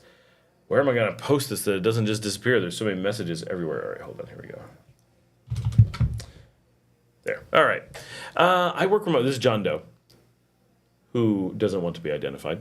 I work remotely. I need stable, fast internet and reliable electricity to work. How often do you experience power outages or internet outages? So we're here in the good part of the country. So remember, San Juan del Sur is always where it's bad. That if you're going to work remotely, that's the one town that you always rule out. Basically, the rest of the country is pretty similar. It does vary, but it is pretty similar. One of the reasons that we move staff here, I have a technology company and we put staff here, is because it's some of the best electricity and internet around. Way better than you're going to find in North America. So if you can work anywhere in the North Central America, Nicaragua is the best. Quite literally in all things. We have the best infrastructure. We provide power to all the neighboring countries. So if we lose power, they lose power. But they often lose power and we don't lose power. We have the most stable internet. We have really good fiber. Everything except for San Juan del Sur. And enclaves. Enclaves often don't get good internet, right? They're provided by the government. It goes right up to the doors. So Grand Pacifica famously has excellent internet right up to the doors, but because it's a private development, they don't allow the quality internet in, and they sell really bad, slow internet to the people that are there and don't let them have access to, so the poor Nicaraguans living just in front of Grand Pacifica have good power and internet, and the rich expats who foolishly bought in an expat enclave are screwed. So they're famously, the houses there are not worth anything because you can't be a digital nomad. It's no fun to be a retiree. You can't watch Netflix reliably. And there's nothing there because no one wants to buy there or be there. So you're kind of in a little, it feels like a super expensive trailer park in the middle of the Midwest, but with a nice view, right? It's weird. But so the important thing to understand here, John, is that everything's different. So internet, I've had probably 2 outages that topped, 30 minutes in the last 4 years. Where it's actually the internet that's out and not like, something in my house. Maybe a little bit more than that. Maybe I'm missing a few. But it's really rare. It's like, that's probably at least 3. But it's definitely like, are we actually down? Is that like really happening? And 2 of the times it's been like something really major. And immediately they came right out and whatever it was fixed at my property. So it was something on premises that broke. It's only been the tiniest bit that we've had like an outage on the outside. So very rare. Now, admittedly, when I lived in Texas, I had fiber there, and that in Dallas, I had no outages in 11 years. That was impressive. But I work with companies all over the U.S., and their outages are not that bad, but definitely worse than we have here. Power. Now, this is where it's completely different. If you measure power outages by how many times you lose power, we lose power all the time. If you measure it by how much you lose power, we have lost power less in the last 4 years that I've lived in Nicaragua than the 2 weeks I lived in the United States before moving to Nicaragua. When you have power outages in the US, they tend to be long, but rare. When you have power outages in Nicaragua, they are frequent and often momentary. So we have outages in the 5 to 15 second range pretty often. But power outages of that duration do not affect someone working from home. So that's the important thing. When is the last time that I had a power outage so great that I needed to kick on a generator in order to provide power so that I could keep working instead of just running off the batteries that protect the computers? And the answer is never once. I have never once exhausted my UPS batteries. I have a big UPS battery, so it goes longer than the cheap ones, but it's right here. And we have done this show where we lost power, and because my lights don't have battery backup, so the lights went off, but the camera and all of the gear, the monitors, the laptops, the desktops, the sound things, everything stayed on, and we stayed broadcasting on fiber. And the outage was probably 5 to 10 minutes. It was longer than typical, but that was about it. So it's very important it is very important to understand what an outage looks like. In the United States, which is where I grew up, right, both in New York and in Texas, regularly, meaning once every couple of years, we would experience outages that were so dramatic that they caused damage to our food would spoil, our pipes would burst, could not work, had no way to have entertainment, no way to do anything. It was awful. And in most of those cases, it was when there was major storms that were super cold. So it was very unpleasant weather at the times that it happened. We also have family who went through similar things, but when it was super hot in like hurricanes and stuff, which we're not blaming anyone for going through major weather events and that happens. But basically those same events don't really happen in Nicaragua. I've had trees come down and rip the poles completely down, and the outage was like 30 minutes, right, in La Barria. I have a video where we went out and showed the power lines on the ground shorting out, the tree laying on top of them, all the poles ripped out of the ground. Like, it was dramatic. It was during a hurricane. And yeah, 30 minutes without power. I had a truck come by and rip the pole down in front of my house here. Now, that was my pole, so that was not a fair outage because it was only my house that was out. And it took the power line out, it took the fiber line out, it took the pole out. I mean, it literally blew up the pole. And that was in the middle of the night. The crew was out working on it within 30 minutes, and by morning, we were back online with a new pole. They put in a new power pole, ran new fiber, everything. Very, very impressive. So as someone who works and has a company that does online work, Nicaragua is among the best ever. When we deal with staff in other countries, all of them have more problems than we do. Still have problems, it's not perfect, but with a good battery and a good setup of your equipment, with a little bit of planning, a little bit of forethought, there is very little that you have to worry about. And because at home, we have a few different needs. We have a Jellyfin server, we got loads of things we can watch. So if we lose internet for some reason, which is kind of a non-worry, but should it happen, we're able to keep watching movies and do stuff at home, no problem. So that's very nice. We still are able to use the cell phones, which are fast. We can use them as backup, but we really don't need to. I never bother with anything because the fiber is very reliable, and it's just when you need to call because it's out or for some reason you want to make sure you have it. John says, I work remotely. I need stable, fast internet, reliable electricity. Oh, no, that's what I already answered. My son, this is Joe Hudson, says, my son recently had a surgery in the hospital in Managua at Vivian Palace. It was very clean and professional. The surgery was due to a skin infection that he picked up via a bacteria. Ooh, that sucks.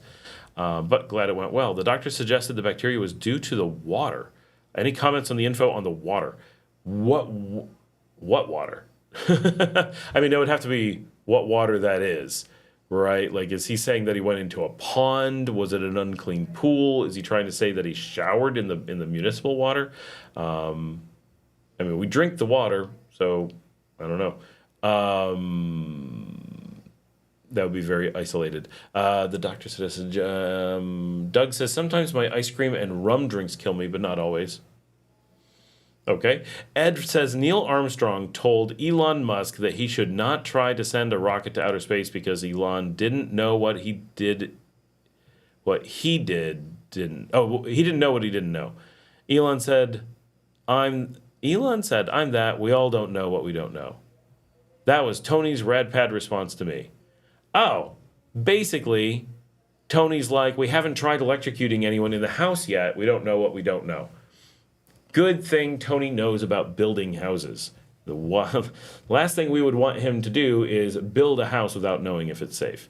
I wonder if there's any lightning protection in those units as well. I'd be far less worried about the electrical going wrong, although that's a possibility, Ed, you're right. All it takes is one person miswiring a thing and you've electrified the whole place, and there's probably no ground, there rarely is, so that place is like gonna light you up.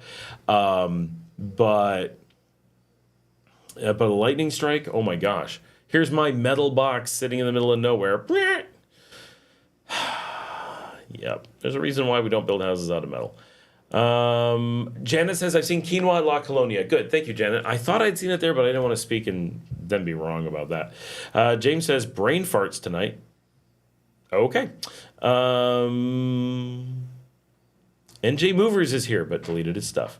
James says, do the native tribes in Nicaragua have a self-governance structure? Is chief elected or hereditary? They do, but I don't know how he's elected. The cacique, the cacique. Am I using the right term? It's cacique or ariac. And sometimes they put them together. I'm gonna look it up. My Nawa is weak. Yeah, cacique. I had it right.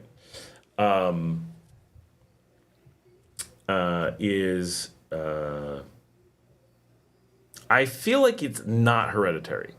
Pretty sure it's not, but I'm not actually sure. Don says, I assumed Esteli has many restaurants. Penitentiary Road has half a dozen restaurants and another half dozen in Food Park, also on Penitentiary Road. Well, good. It's good to know because I've been looking and asking and people are like, we can't find anything. G said, is it better to enter? Okay, we ended up answering that. Janet mentioned zombie. Oh, and Matador, Temple of Dogs. To enter. The El Transito thing. Okay, so El Transito is a surf beach. It's on the lower León beach loop. It's generally considered the crime epicenter of western Nicaragua. It is on a mostly inaccessible dirt road. They're working on that, but it is pretty remote, but with a lot of surfers. So I know that my wife went out there. She had never been to Transito, and was like, I want to go out there. She'd been right next to it. She'd been to Valero, but she's like, oh, we're going to go to Transito and find dinner. And they went out there, and she texted me, and she's like, okay, we're leaving Transito immediately. Like, there is no place I want to eat here. There's no place I want to be here. I don't feel safe here. We're leaving. It's not that bad, but all the nearby beaches, all of them have nice restaurants, nice beaches to hang out on, very chill. Some of them are really fancy, like Valero. And then Transito is definitely a throwback to a different era of Nicaragua. It is the only one in the region that is not on a paved road, except for then when you get to Salinas Grandes and Tesoro. But they're in the middle. They're not on the main ones. They're isolated. But this is an area of a lot of beaches on what should be a main road, and it is not of normal interest to go there. If you want to go explore and you're just really into it, like, knock yourself out. It's not a problem. I'm not worried being there. I have filmed there on my Loop Road videos, but it's the degree to which it is not nice, like a lot of the beaches, not a place that most people want to go to, I would say is pretty extreme, at least compared to the other options. I'm going to zoom in and take a look at it. Yeah, I am pretty confident that there is no like restaurant to go there. It is all like little beach shacks, which is okay if you want that really rustic, old school Nicaraguan vibe. Like, that can be, and wow, just popped up. Travis, welcome to our membership. Awesome. Thank you so much for joining. That is, wow. Thank you guys. That's awesome. Oh, how do I make this not be on top of my screen now? I broke my screen. Wait. Yeah, I broke it. If you want that like little shacks on the beach kind of thing, you're gonna get that there. But if you want the I went to a nice sit down restaurant on the beach and we had a view of the beach and we got some nice fish and it was like a nice date place or whatever, that's not it. Not the place to go. So, yeah. Keep going. I'm here for sure. Show 60, sure. I'm here. Rad pad explodes. Stay away. Still here's a VIP member. Mark says, was a little choppy for a minute. This is how far behind I am, but I'm catching up pretty much. You guys only wrote so much. Wait, oh no. No, it all went.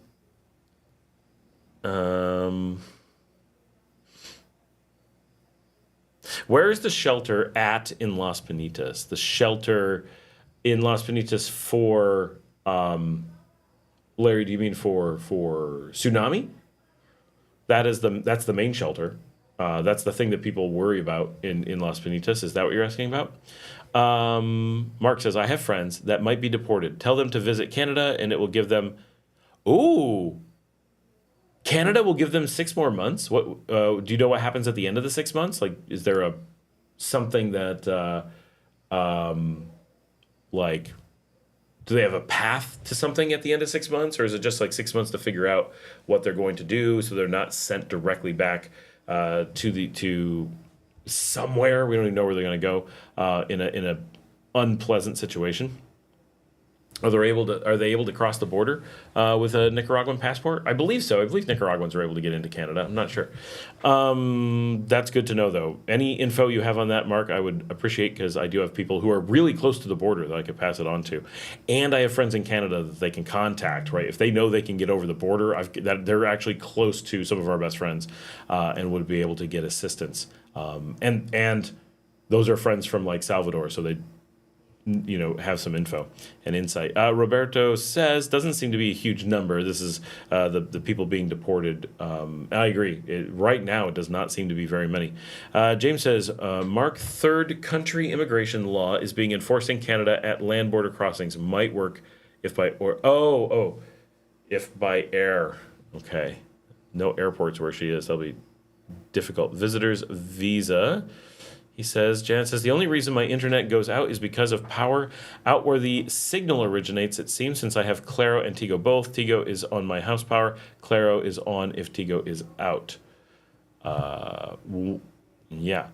Those have their own outages. If you're on Teco with the fiber, so those don't have their own power supply. Teco has its own power supply. So if there's a power problem somewhere in the city, you can be affected on the others. But on Teco fiber, it stays up. So the national infrastructure for the internet is solid. It's the individual resellers don't always provide appropriate equipment if they're running cheaper services. Travis says, hello from Idaho. Been a follower for a long time. I was in Popoyo 2 years ago when you were traveling Ometepe. So around February, probably, I think, 2022. Wait, is that right? No, 2023, for sure, 2023. Wow, that's so cool. We were really close to each other.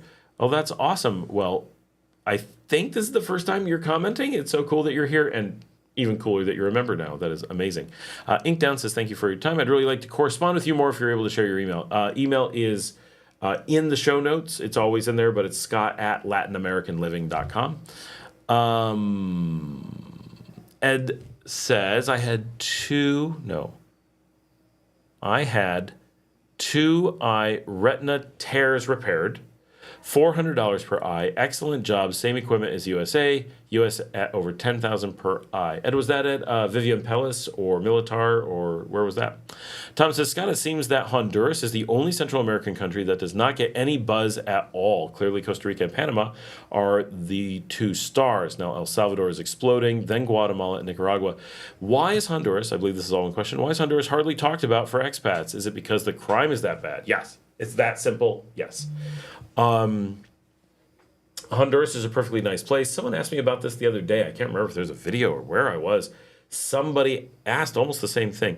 Absolutely, Honduras is the only super high crime one in the region.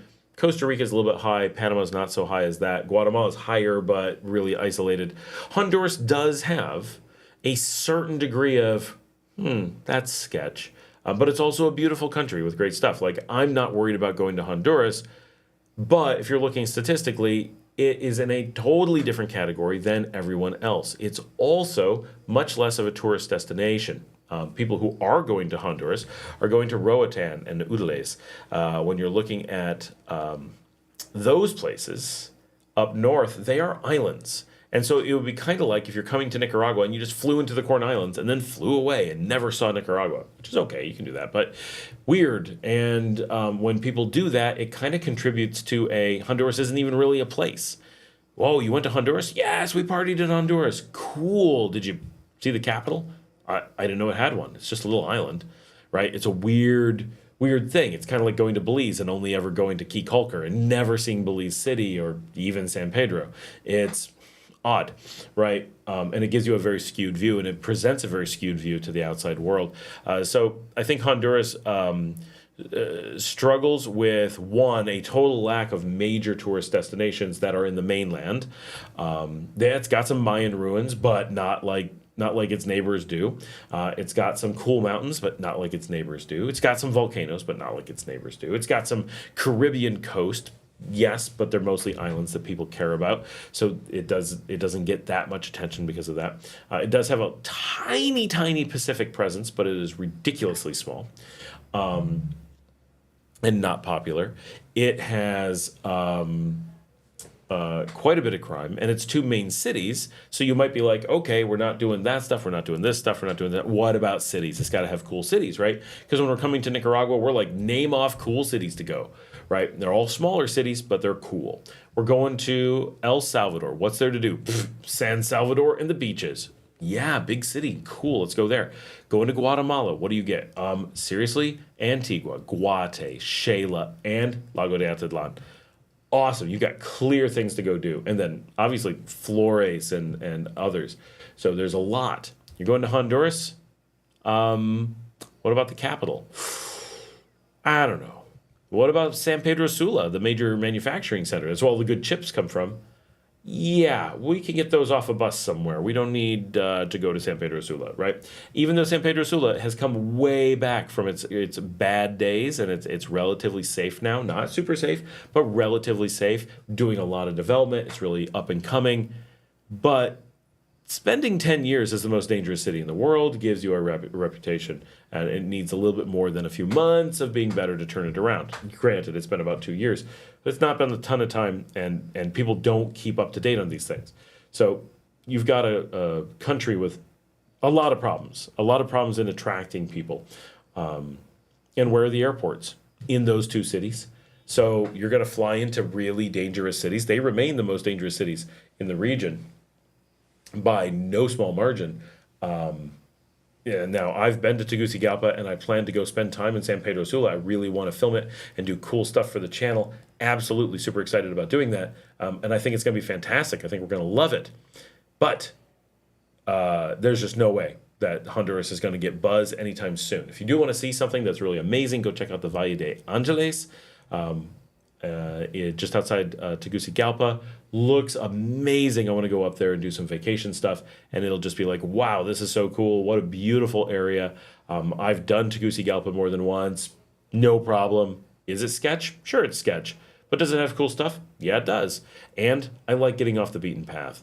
But an upcoming video of ratios of expats in countries is going to be out any day. Honduras, right in line with Nicaragua. We're a little bit ahead.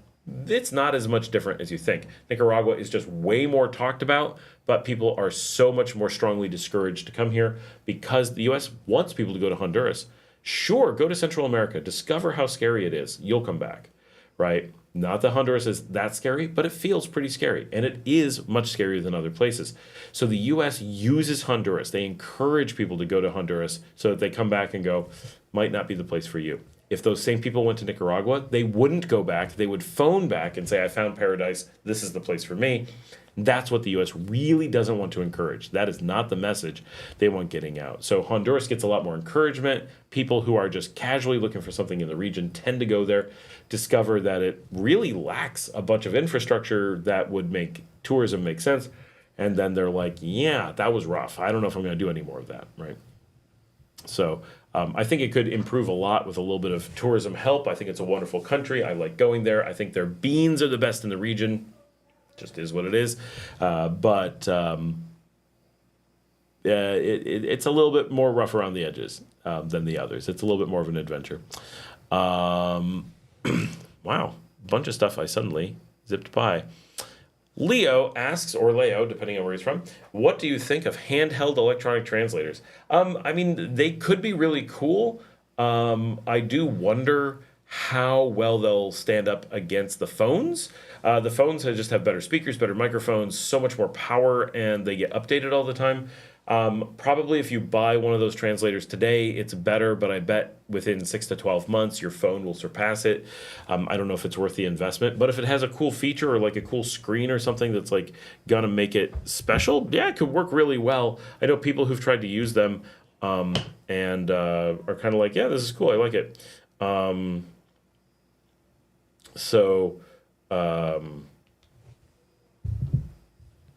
It's oh, Larry says dog shelter in Las Piñas. I don't know where a dog shelter is there. Oh, that's good to know. I don't know. But I'm working on this one person to try to take the dog if none of you are able to. And she is answering me as I speak. So let's cross our fingers on that. It is okay. Yes, Ed. My friend is a personal injury lawyer. You would not believe how many handymen are electrocuted on ladders. Oh, yeah. Yep. Hey, my old band leader was electrocuted working on the plumbing. He was underneath a trailer and someone electrified the plumbing of the trailer, and he was caught underneath the trailer. It's an in-depth conversation call on Nica Habla. That's what you need, contacting Canada. Oh, okay. You could do that. James, travel trailers are aluminum if worried about getting electrocuted in metal structures, same as RadPad. Well, I don't normally use travel trailers, but travel trailers are normally on wheels, aren't they? Luke says, signing off, early day at Aduana. Oh, not looking forward to that. Sorry. Larry says, was in Playa Juquillo for 3 days last weekend. Most beautiful beaches in Nicaragua, 20-kilometer beach, great fishing village, cheap restaurants, 20 kilometers from Potosí. I have been up there, but it's been a long time.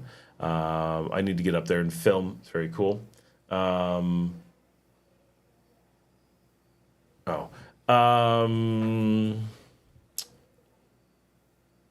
About the internet, that works for us because those two internet carriers seem to alternate problems. Plus, we have 2 TV carriers and a house phone, which I do use.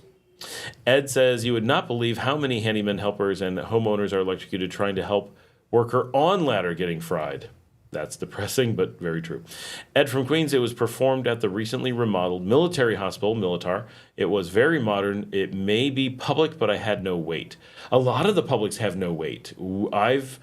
Some definitely do. It depends what you're doing. I know when Marcela first went in to Ciudad Sandino public hospital, it was something like 15 minutes. So picture this. Ciudad Sandino is a suburb of Managua. She walked in. Now, she had a letter that said what was wrong with her. They were wrong as to what was wrong, but they thought they knew what was wrong. She walked in early in the morning, like, 8 o'clock, walks up to the counter, is like, I have this, I need to be admitted to the hospital. They looked at it, grabbed a doctor looked at it and goes, you're being admitted to Fonseca. An ambulance pulled up, the hospital put her in the ambulance, took her to Fonseca, which is a referral-only hospital. It's an upgraded hospital. Ciudad Sandino is a regional hospital, so it's not a center like for anything. It's like a normal ER in a small city. And they were like, this is a escalation immediately. Ambulance, directly to the referral hospital, which has no parking because just the ambulance pulls right in. It's the only way to go there.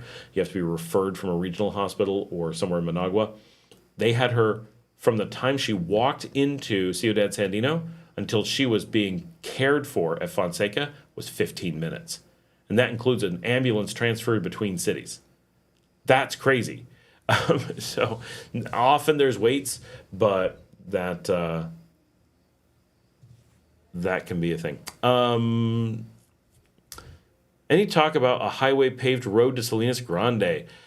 There's always a little bit of talk about that. I know that the Tesoro guys have long fought for that to be put in. I don't think that the city has, there's very little population out there. It's not a development area. It's far from everything.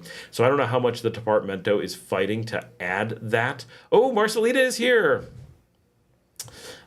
She has been in and out watching the conversation throughout the evening. And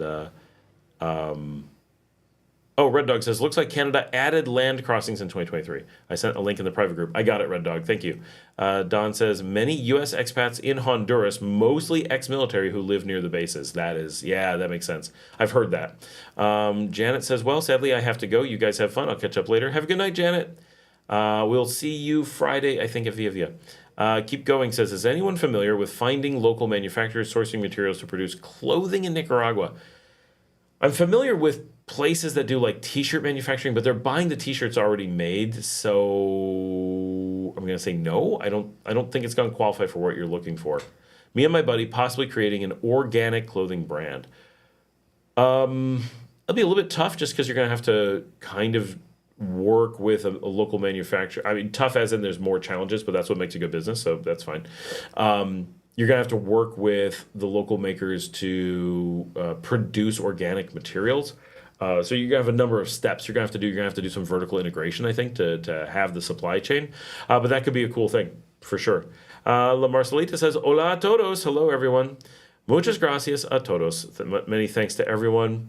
I have been reading your messages, so beautiful, your beautiful messages. Thanks to everyone for your orations and buena vibra, your good vibes is really the good feelings kind of thing.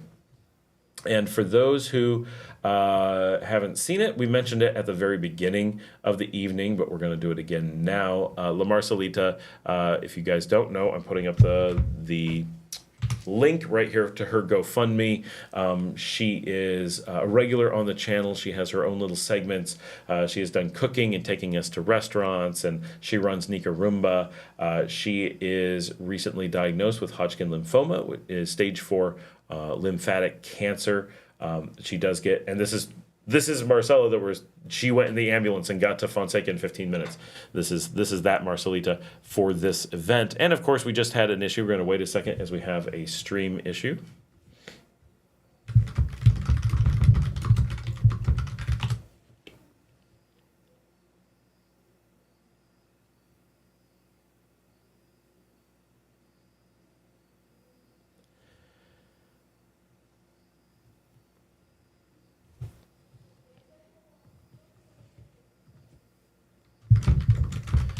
All right, let me know when it seems like I'm back. I'm going to watch it as best I can.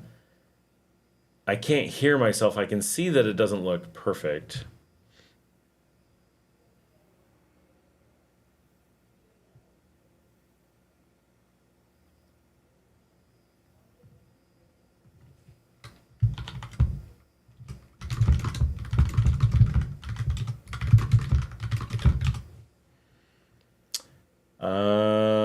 It's still giving me warnings. Let me check OBS and see if it's cleared up. No, it's still worrisome at the moment.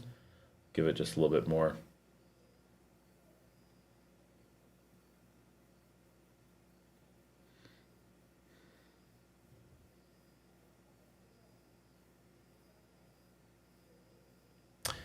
It mostly looks like it's okay. Do I sound okay?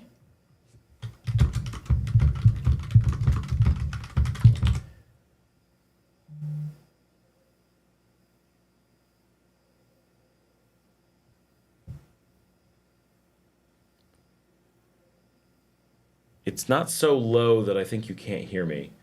But I need some feedback before I start answering questions and people can't hear me.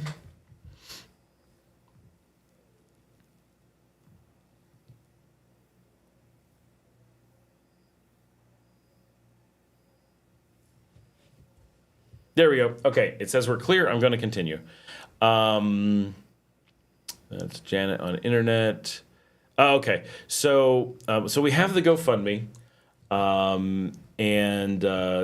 so Marcela has stage 4 lymphatic cancer, and this is very treatable. They have very good prospects. All of that is fine. She is in chemo. She started almost 2 weeks ago, so she's just coming up ready for her second treatment, which maybe she can tell us when the treatment is, but I believe it's Sunday or Monday. I'm actually going to ask her when it is.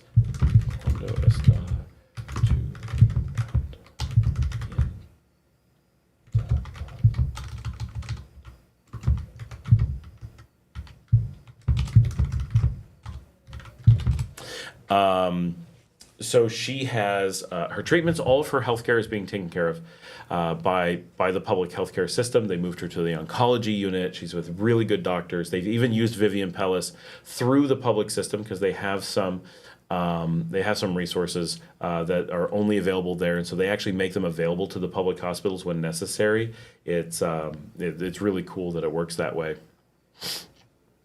But so her actual healthcare is taken care of. So she doesn't need this huge amount of assistance like you might need in the United States. I know when Allison from Allison's Journey, her healthcare thing, she had to go back to Canada. Hers came out to somewhere in the vicinity of $150,000 to $200,000. They had to raise this insane amount of money, and they never covered it, but they helped a lot. With Marcela, it's a much smaller number. Thank goodness we're really thinking that the amount that she needs is $5,000, and this is for the ancillary thing. We're having stream problems again, but it's much better than before, so we're going to try it. She really needs about $5,000, and this is to get through for 2 years of treatment and recovery. So this is a long-term, about $200 per month for 24 months, more or less, is kind of where we're looking. And the number on the GoFundMe is we've got $850, but we're actually only looking for $4,000 in the GoFundMe. $1,000 was already donated prior to the GoFundMe. So that is, we're actually coming up on, I believe that's 40%, pretty close here of the total. And there's some, hopefully that's a good amount of buffer. That'll give her plenty of time. But she needs a number of things because of the cancer. She needs new clothes. Nothing fits her anymore. So just having clothes to wear, she has to get wigs. She has to get transportation. She lives here in León, but all of her assistance and her care and her treatments are in Managua. So she needs to travel back and forth. Her children were already enrolled in school here in León. They had to be pulled out, switched to Managua, enrolled in a school there. They had to get new school supplies. People have to watch her kids. She can't be alone because of the treatment, so someone has to watch her all the time when she's not necessarily all the time, but at the times that are close to the treatments. She needs to be watched. She needs someone to clean her house and help out with the kids and help out with cooking. She has to be on special diet, so sometimes she's able to take care of it herself, but not always. And so there's a lot of these little things that when you look at, there's a lot of care she needs like a part-time in-home care person plus transit between places and ways to take care of the kids, because a lot of times someone has to watch the kids because she cannot be the caretaker. She can be with them, and she's with them quite a bit, but she's going back and forth, a week with her kids, a week in her home, a week with the kids, a week with her home, because the kids can't live with her because they don't have resources for her to get to school or anything. So or they'd be left alone when she's at treatment. Like they have to be where the family is. So at $200 per month, and knowing ahead of time that she has that run rate for this long duration will go a really long way, because the treatment for the cancer itself is supposed to be, if everything goes well, it's a 6-month chemo treatment.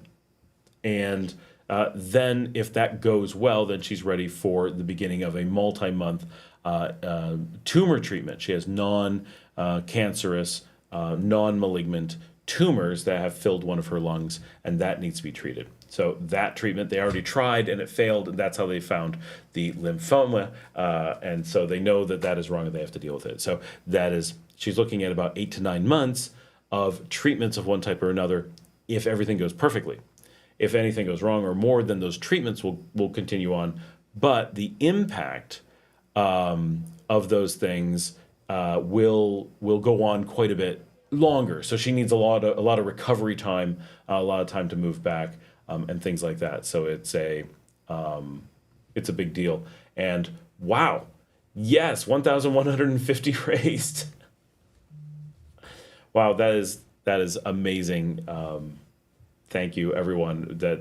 It's more than just the money. It is obviously the comfort of the money for her, knowing that there's funds to make that stuff possible, that there is, that she has resources to fall back on, because it's very scary on its own, right? But it's very scary not knowing if there's financial resources. And she is keeping her job, so she hasn't lost that. She hasn't lost that income. But there's all these additional life costs on top of it because of taking care of her kids under these conditions and taking care of her at home. Luckily, she is able to be cared for at home. So, wow, that is... Thank you so much. And I don't know if she has seen that yet.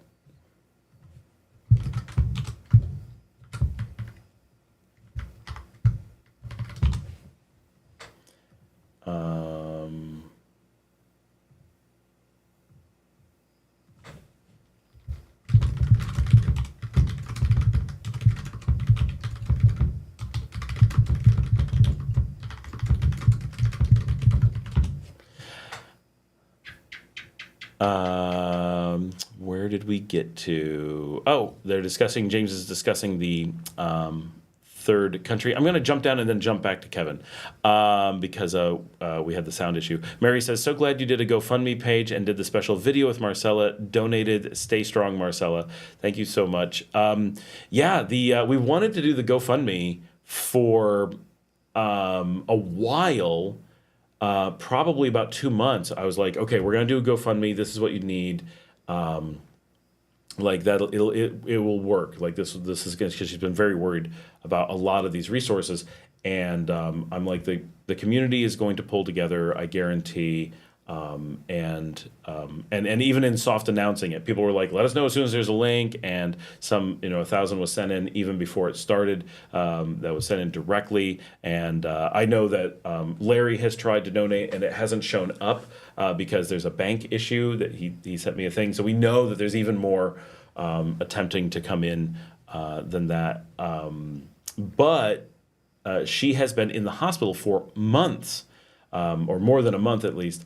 She went and was supposed to start chemo. So we've known for a while. We're like, okay, you're going to start chemo. We're going to get the GoFundMe out there. Now that we know what it is and what's going on, we really have this, like, we have a message to get out and news to tell people. Because it was so, before that, it's like, she's sick. We don't know what's wrong. Seems like it's minor. Seems like it's major. We don't know. It was really jumping around. And now... they knew what it was. They were ready to start chemo, and we're like, okay, we're going to put you on video so people can see you. Not everyone knows who you are, because it had been quite some time since she was on, and on the show. And the hospital got her and was like, you can't do chemo. You're way too sick. You have fever. You have an infection. You have it was terrible. They're like, you can't go home. And so she ended up becoming trapped in the hospital. Not exactly a prisoner, but she was really sick and they needed her to stay in the hospital. And so that was brutal. So much time in the public hospital. Luckily, they feed her and they care for her, and she had family and friends doing their best to come visit her. And so she just stayed there, and it was like, oh, the fever's getting a little bit better. The fever's getting a little bit better. And then all of a sudden, after like nearly a month, they suddenly go, you're clear, chemo. And they basically went immediately from getting the clear to issuing her the chemo But in the days before the chemo, she was getting blood transfusions. Like the fever and the infections were so bad that she was getting blood transfusions to keep her energy up. And then once she cleared the fever and they're like, okay, the infections are under control, it started at like noonish. That's probably not right. Probably about 3 o'clock in the afternoon, early, it felt like. And I was like, what's this going to take, 1 to 2 hours? And it was like over 9 hours of the chemo treatment. And then because she had done the chemo and because they had done all the stuff and she was feeling better, they sent her home that night at 1 o'clock in the morning. They're like, okay, you can go. And she's like, like, thank goodness, because she was so exhausted, so burned out from being in the hospital for so long, that she had to go home. Like, she needed the energy. At some point, you're in the hospital so long that the hospital is just depressing and beating you down, and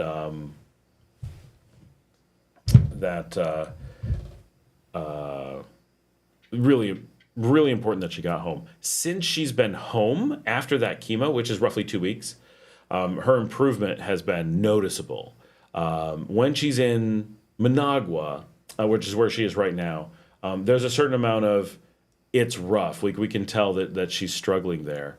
And when she comes to León, which is, she lives here, her life is here, like all of her activities are here, it's you can really see her pick up and start just being able to do things, and feels like she can go out. She can't be alone, but she can go places. We were able to take her out to Via Via, and she got to see Janet and the gang on Friday night, and she has to take it very easy, and she has to be very different in her lifestyle. Everything has to be, she's now vegetarian, which is not something she's enjoying. And she has to be, very strict diets, very strict healthcare, very strict sleep schedules, lots of medication. That stuff is big. But, boy, you can see her just feeling so much better when she's here. And this weekend, I'm going to be going into Managua to help her attend a concert that she really wants to go to. So we're going with some friends there, and then I'm not sure when she's coming to León next, because it depends on her chemo treatment. I have to come back for work, so I'm just going out briefly. Yeah, being away from the hospital, huge improvement, and being able to get away from Managua, quite noticeable improvement as well. So yes, I just noticed another $100 came in, so we're up to $1,250 already. Thank you so much, guys. This is, I don't think she's still online because she's not answering, but she will definitely see it. I know she's bouncing between things as she does stuff. Okay, we're going to go back to Kevin's question of, hey, Scott, I got a question. I'm trying to get my sister to go down there with me. She's soon to be divorced lesbian. Is Nicaragua accepting of LGBTQ? Your letter's in a different order than I'm used to. I'm like, am I dyslexic? So Nicaragua is extremely, I can say, agnostic to like all of this stuff. Nicaragua doesn't have, which is surprising to a lot of people, and partially this is because people are told that, and I do understand that 10 years ago when I lived here, Nicaragua was a much more conservative country, much more religious country, and you noticed it. So if you went to the beach, and this was the joke, like I would talk to people here, and girls would be like, yeah, if I go to the beach, it's always like you're wearing, it's like the early 1900s in the United States. They would always wear shorts, normally kind of short shorts, and T-shirts.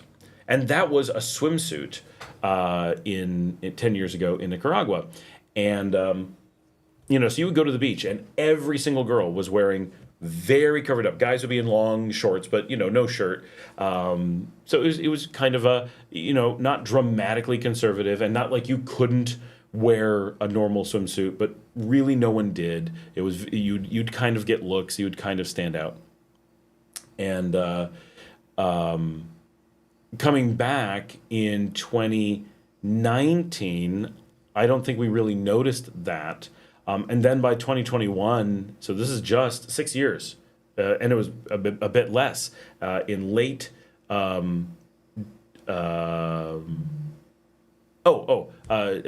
just confirmed her next chemo is Monday morning.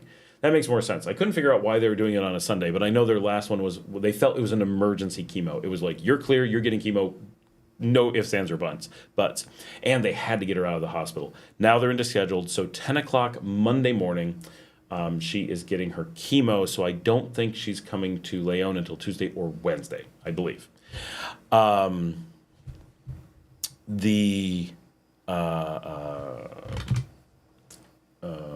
2021, and because I own a beach restaurant, right, which I owned in 2021, going to the beach restaurant, you would see from time to time people wearing the shorts and t-shirts to go into the water, and even now, once in a great while, you will see it. But I would say that we went from this really conservative dress to quite a bit more risque than the U.S. Maybe not more than like South Beach, Miami, but more than most of the U.S. In just a few years. Complete change of culture as far as those things go, and so it's a different place. All that old get these bugs flying around. Got to get them on my desk. So one of the things that coming from North America, there's this very big focus on people trying just really hard to support LGBTQ, and then people who are trying to not support LGBT, and it's just dramatic in both directions. Like you have people who are being really supportive, and people who are obviously being very unsupportive. Here in Nicaragua, it's really treated as a nobody cares. No one makes a point of it, and nobody talks about it, and no one has a problem with it. And so being straight male, right, like I have the worst possible personal viewpoint of it, but I have a lot of friends who are in somewhere in the LGBTQ options, and the impression that I get from them, the stories I get from them, the view of things that I get from them is that it's incredibly welcoming, just not a thing that needs to be thought about or addressed, which is kind of the perfect scenario, right? It's not a thing that you have to fight for. It's not a thing that you have to point out. It is just people get to do their thing, and businesses and culture and just everything is chill, right? It's kind of the general Nicaraguan vibe that, you know, you want to go, you want to just whatever you want to do, as long as you're not hurting anybody, no one cares. People just don't get into other people's business in that way, and so that makes it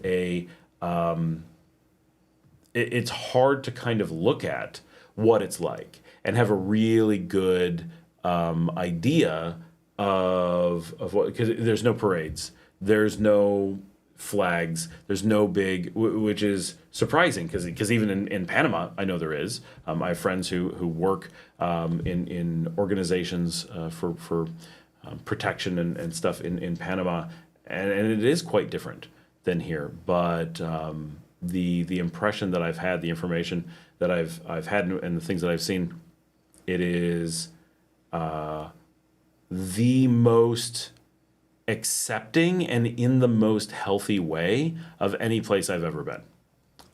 So while I can easily be blind to issues because it doesn't directly affect me, and I'm like autistic, so it's really easy to not pick up on social clues. It is the best that I've ever seen for the way that it is.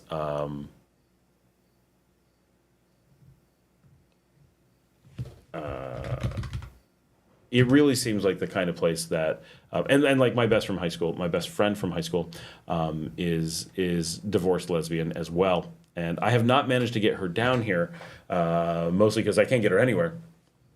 But her, her struggles up there and the world that she lives in New York, which is a pretty accepting place. I'm always telling her, like, you want to come down here, you want to experience this. This is a life-changing place for you that you would just feel so much more comfortable, I think. So I would say to your sister, I think this is very likely would be a place that she would be really, really happy with, really comfortable with. Certainly as a traveler, right, she won't, nothing is going to come up. But even living here, making the decision to make this a permanent home, I think that would be a driving factor, just how comfortable it is. Of course, I do know someone that's a very good friend of mine. Someone she was dating felt very uncomfortable and couldn't come out to her parents as an adult. Right. Remember that the parent-child relationships in Nicaragua are much tighter, and you're connected with your parents. I say much tighter. I'm here doing a live stream to my dad that I do every week, and make this show so I can hang out with my dad long distance. Take my view of tighter parent-child relationships in Nicaragua maybe with a grain of salt, but.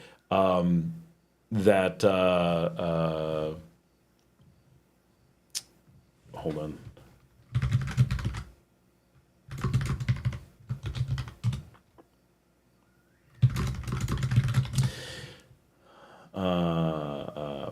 So even an adult who may be in their 30s, I think, might still find it relatively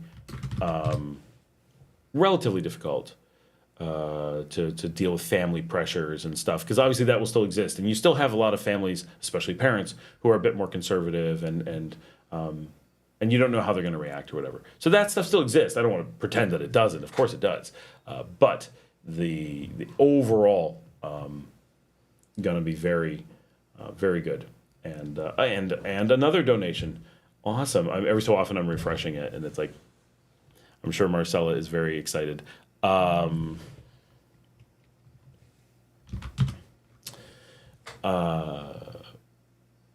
I know going to clubs in León, going to clubs in Managua, you have a lot of different groups of couples and stuff, and literally no problems, no worries. It's very comfortable. We're up to 1270 now. You guys can still hear me, right? It's gotten very quiet. And I have a whole bunch of people texting me.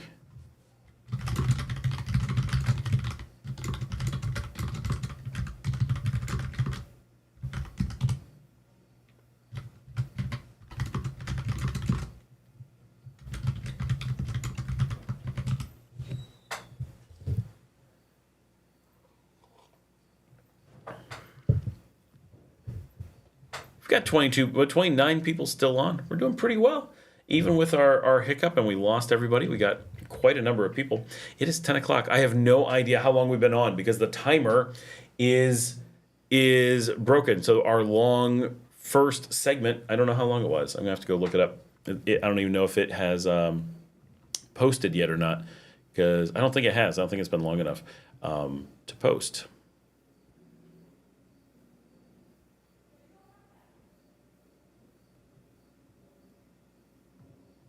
There we go.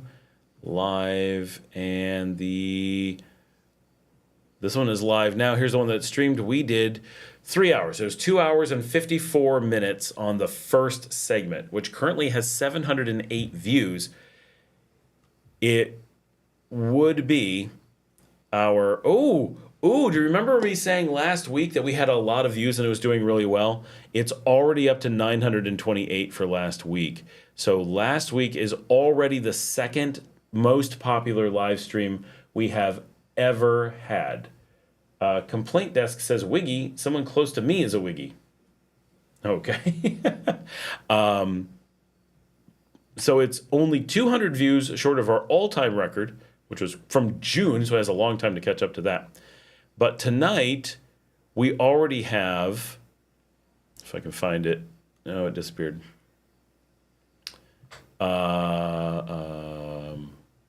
date. So we're currently at 2:43. Sorry, I'm doing the math. 7:08 and 2:43. So we have to combine the two for the night.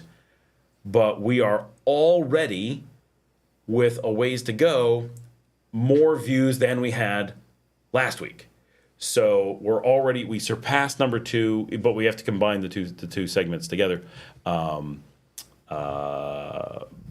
I think we're really close to breaking the record of all time. So awesome, go us, go team. It is really clear that doing the announcements on the group make a big difference, and just doing this regular, having done this for a year, it's become more and more popular. So awesome. You guys are still really quiet, other than Complaint Desk. I feel kind of alone. I could use some, all right. Heecham, I'm not going to pronounce that. Any animosity against Americans? There's been a lot of that question. No, there really isn't. Now, could there be in the future, right? At the moment, no. But we did talk about this earlier, and the one point that I think is really important is that there is nothing going on currently that would in any way suggest that there would be animosity towards Americans. And obviously, Americans are not... Someone's driving by with a really loud stereo, in case you heard that. That was out on the highway.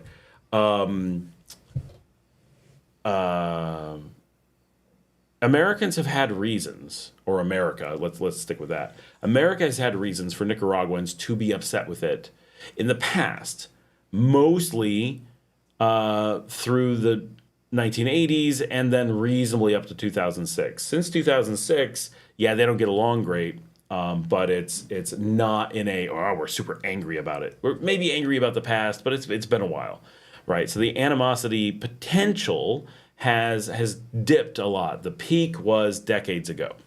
And even during that time, the animosity may have been at a like big political or at a national level. We're angry with that country, but it never spilled over into we're angry with you for being born in that country, which is a very strange reaction from a logical perspective anywhere, right? You can hate any country in the world as much as you want. You can be as upset.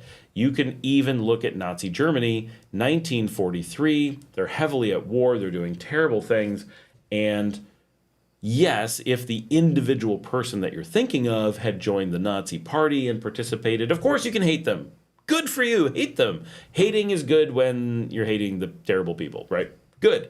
But if you're just a random citizen in Germany who never did anything, was head down just milking cows and not getting involved with anything, and is swept along and has nothing to do with it and certainly doesn't support it and wishes it wasn't happening, there's absolutely no reason to be hating on that person. That makes no sense. They're a victim too, not to the same degree, but they are also a victim. They are scared, they are helpless, they are whatever. Then they're not in control, right? It's not their responsibility. And maybe there's something they could be doing to help fight, and we all need to do what we can to fight, but wherever that's applicable in that kind of situation. But especially the engagements that America had with Nicaragua in the 1970s and 1980s were specifically hidden from the American people, which is, the Iran-Contra scandal and a major deal. So if you grew up during that era, you're aware of it. Now, you can watch the video again for a very long history lesson on that, because I don't want to bore people with that twice. But in the current climate, there's really nothing going on between the U.S. and Nicaragua. In the U.S., they kind of make this bluster about it, being annoyed with Nicaragua or something. But even Marco Rubio got up and spoke 2 days ago, and he had this whole rant about Nicaragua and literally didn't say a single negative thing about them in the entire rant. All he did was say generic information about them in an angry tone, right? Their capital is Managua. They have a lake, right? It was very like, what are you talking about? What is this conversation we're having? Why are you angry voicing generic information about a country? It was really weird. Because I watched it, I'm like, what does he have to say? And nothing. Just nothing. It's amazing how much of the news and politics, probably everywhere in the world, is just tone, right? All you have to be is like, major airplane crash at what was it? It was not Portland. Who was it yesterday? 2 airlines crash with, like, yes, they bumped each other while one was getting de-iced at 0.5 miles an hour. There's a scratch, right? It's all in your tone. It's all in how you present it. It's all in the things you leave out, right? So, yeah, big big thing. So right now, from a Nicaraguan perspective, there's always a certain amount like, yep, the U.S., you know how they are. But Americans have always been completely welcome, right? And from the people on the ground's perspective, I think it's so much of just, it's awesome that people want to come visit the country and get to know them. They're such an isolated country against their will. They don't want to be isolated. They're very social at every level. They want the world to engage with them, to talk to them, to see them as the same as everyone else and not as people hidden behind some curtain. And so when Americans come, it's like, wow, there's people, like anyone comes, not just Americans. It's like, yes, there's this chance to engage with the outside world. But then there's also this very real, and people on the ground to some degree have this, but much more so the government has this really strong desire to inform Americans. Right. And just like Vietnam, if you go to Vietnam, which is a little bit older as to when things happened, when big things happened, but it's still very much there. And my wife was in Vietnam 2 years ago, and very, very educational, very like, here's the things you don't realize. Here's the things you didn't see. Here's the things you weren't told because you weren't on the battlefield. The battles were far away and isolated, but to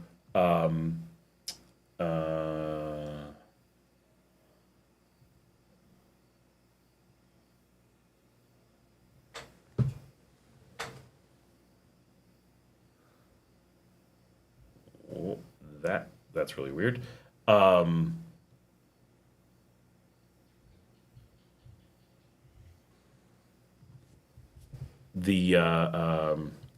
Sorry, get lots of emails and stuff.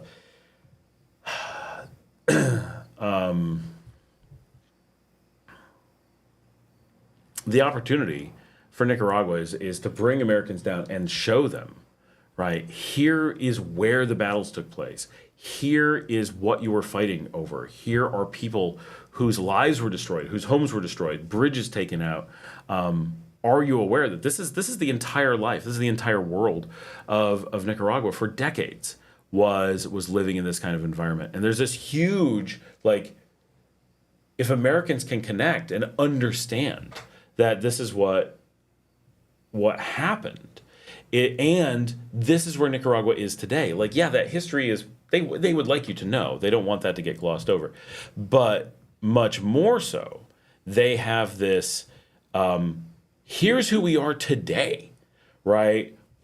Safe, welcoming, supportive, open for business, right? Americans have more protections and more rights to buy a house in Nicaragua than they do in America.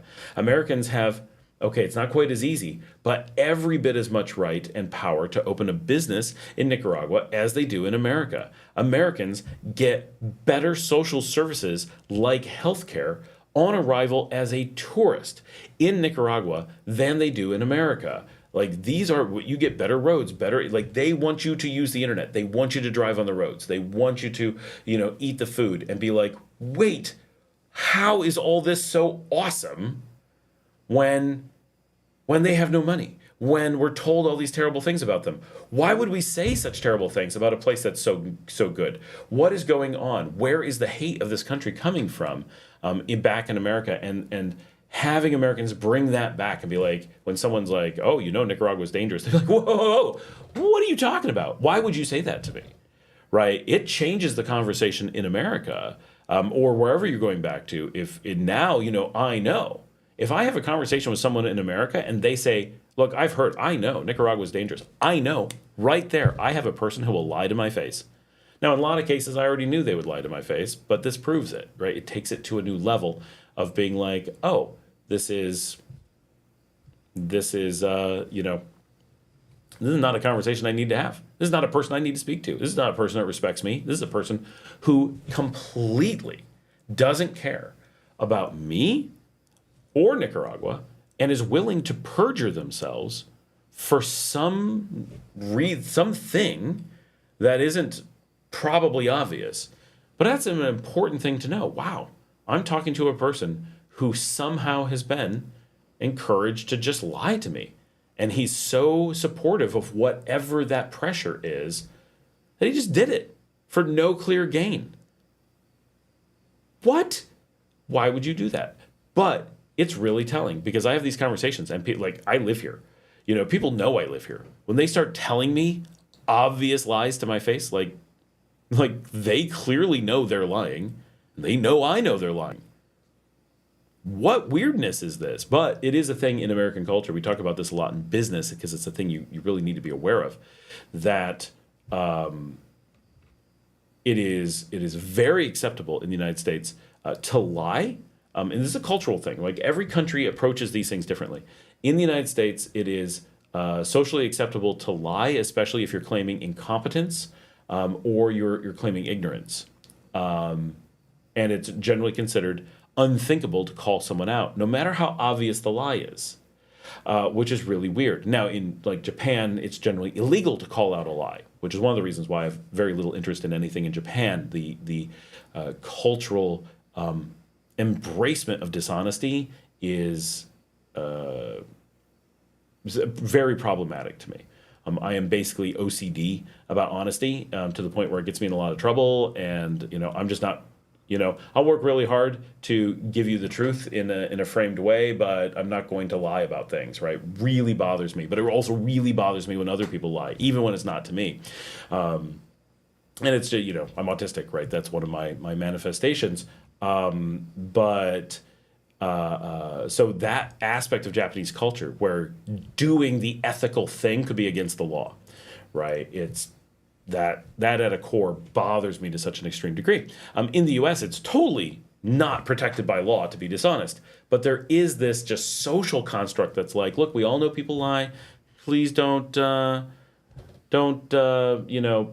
them out on it. Because they know they're lying. You know they're lying. They know you know they're lying.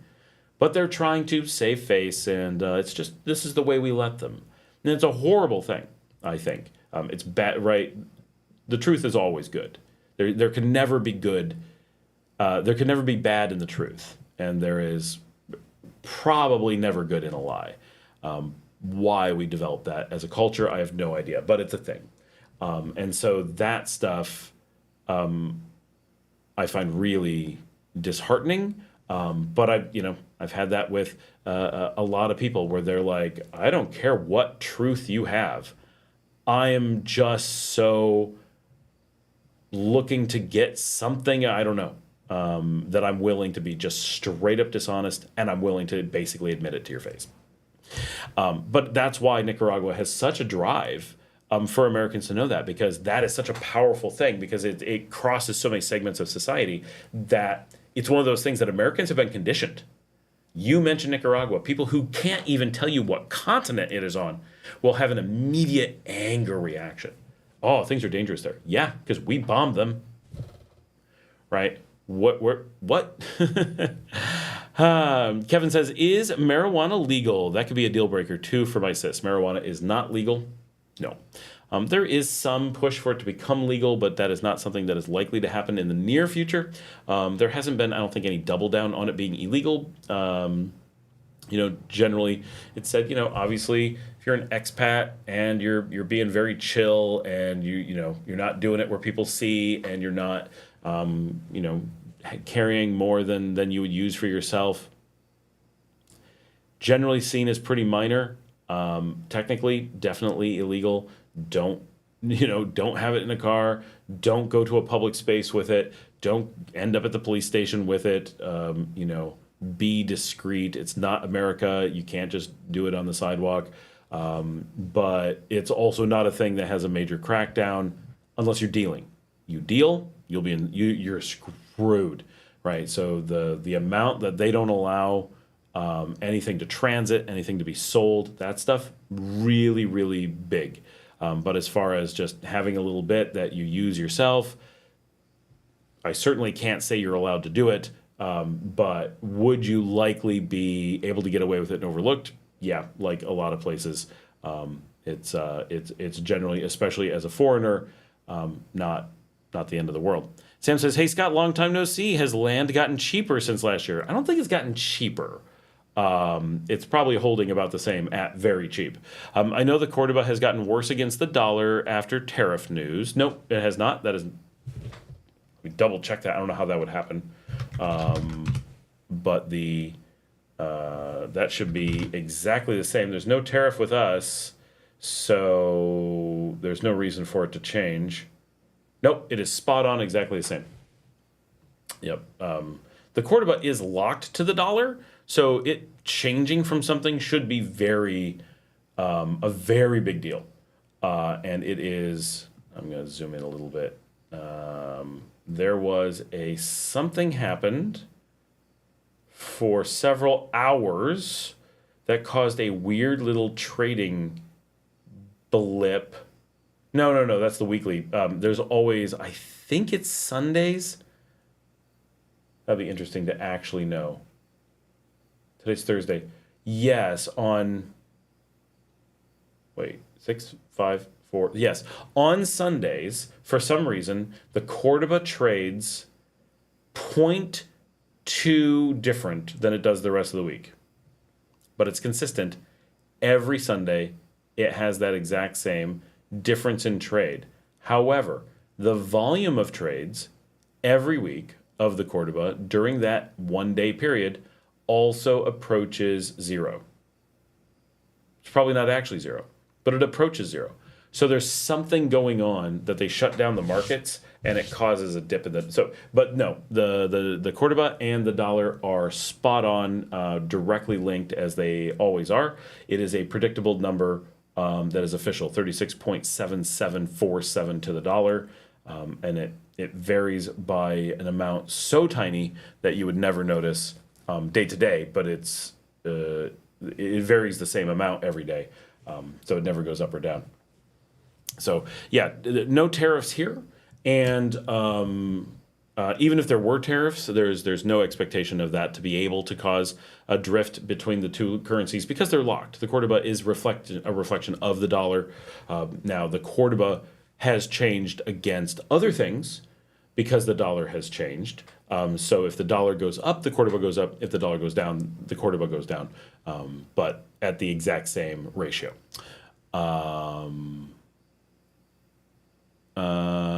Maybe a good time to jump in. No, you never want to invest in Cordobas because they're locked to it is completely true.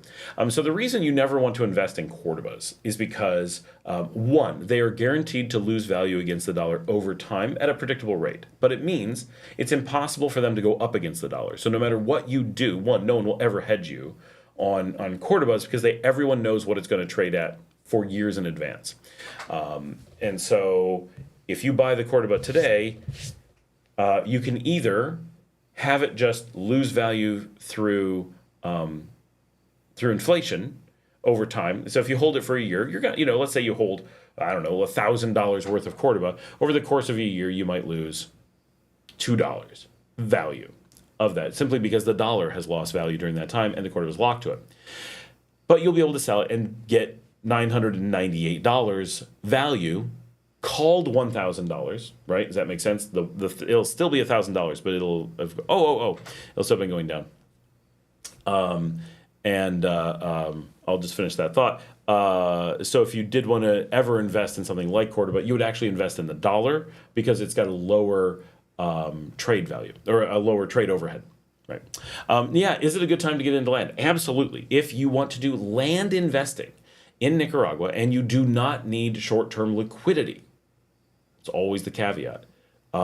Nicaragua is one of the best places because of the incredibly good laws and permissions around land investing in Nicaragua. It's hard to beat. You get some of the best prices, some of the fewest concerns. Now, you do have to, there are squatters' rights. If you're getting empty land and you're planning on holding it for, let's say, 20 years, which is a completely reasonable thing to do in land investing. My grandparents did the same thing. They did it in Texas. They bought a place, held it for, I think, 60 years, and then lost it, I'm pretty sure, at the end, because they went so long without doing anything with it. Someone had done something. It just disappeared, because that's what happens. So you don't want to have empty land that you're never visiting. Right. If you're going to invest in land, you are going to want to have cuidadores on it. You're going to want to have eyes on it, and you're going to have to keep track of it. So if you got an acre, you got no problem. But if you're getting, let's say, 1,000 acres, and you're like, I'm doing like large scale land investing, and it's like a farm. If you're farming it, it's no problem. You got people on it. But if you have just an empty forested area, someone can move in, build a house. You may never see it, and you've got this huge plot of land. And 20 years down the road, you're like, "Hey, I'm gonna go use my land." And then you find someone's been on there, did improvements to the land, and can prove that they've lived there for 20 years. You may run into a problem. Squatters' laws are not in the favor of the squatter in Nicaragua generally, but they are. There are squatters' rights. They take a lot more work than in Western countries like the UK or the US, where basically you manage to break into someone's house and just claim it that you're squatting there. They can't get rid of you, right? That is certainly not the case in Nicaragua. But in Nicaragua, we have the problem or the situation where a lot of people buy quite a bit of land and hold it remotely for unbelievable amounts of time, forgetting about it quite often. And even in San Juan del Sur, I don't mean in the area, I mean in San Juan del Sur, there are large numbers of lots, hundreds, 1,000 maybe, probably not 1,000, but hundreds, scores at least, of lots that have been purchased and abandoned, completely empty, for at least a decade, maybe two. And at some point, now I haven't seen anyone do this because very visible spots, someone might call someone, but there's nobody there at all. And someone could just go up and build a little shack. And as long as it's a permanent structure and some amount of stuff goes into it, you may have a situation where you end up with a long-term person living there. And over time, they'll get more and more bold. They'll do more and more improvements, become more and more solid.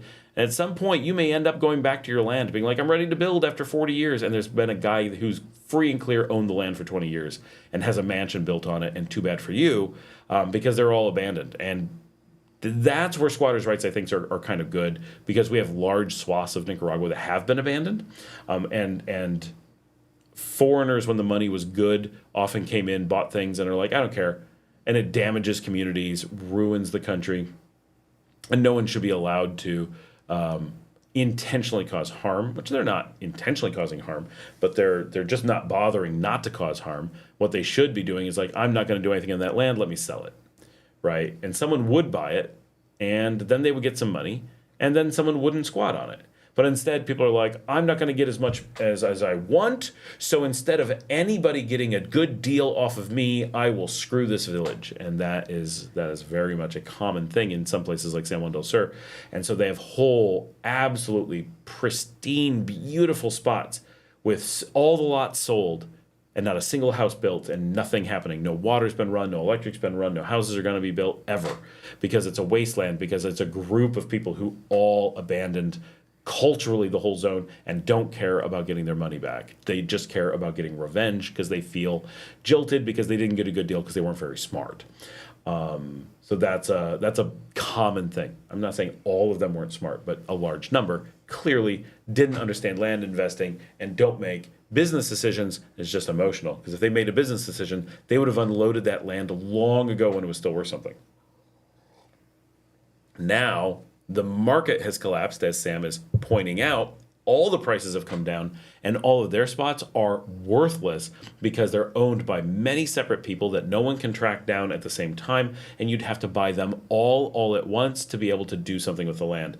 Piecemeal, they are worthless. So they've created a situation where squatting is the only viable path forward. Anyway, the point being, if Sam's going to buy a lot of land and not be living on it or living near it and keeping an eye on it, you got to be careful, because it's just the way things are. But in general, yes, this is definitely a time to get land or buildings while the prices are good, because they're unlikely to be this good again. They may stay this good for a little while yet, but they're unlikely to get back to this level again. Do you do any gardening, fruits, etc.? For me, I do not. I do have. All right, hold on. We're gonna make sure that the live stream's still going. It just completely reloaded on me because I tried to read things. Okay, it's good. Just a little blip from YouTube. I feel like YouTube's having a little bit of a glitchy night, but it's mostly working. Hold on. I skipped a few things. Marijuana, land. Tito says, Isla Ometepe, is it worth a visit? Yeah, absolutely. Ometepe is fantastic. I have some videos from early 2023, February, with Marcela. We went to, and my wife and some friends. We all went to Ometepe. It is beautiful. It is unique. It's fantastic. Right. Nothing else is like it. The nearest thing is Atitlan in Guatemala, which is very different.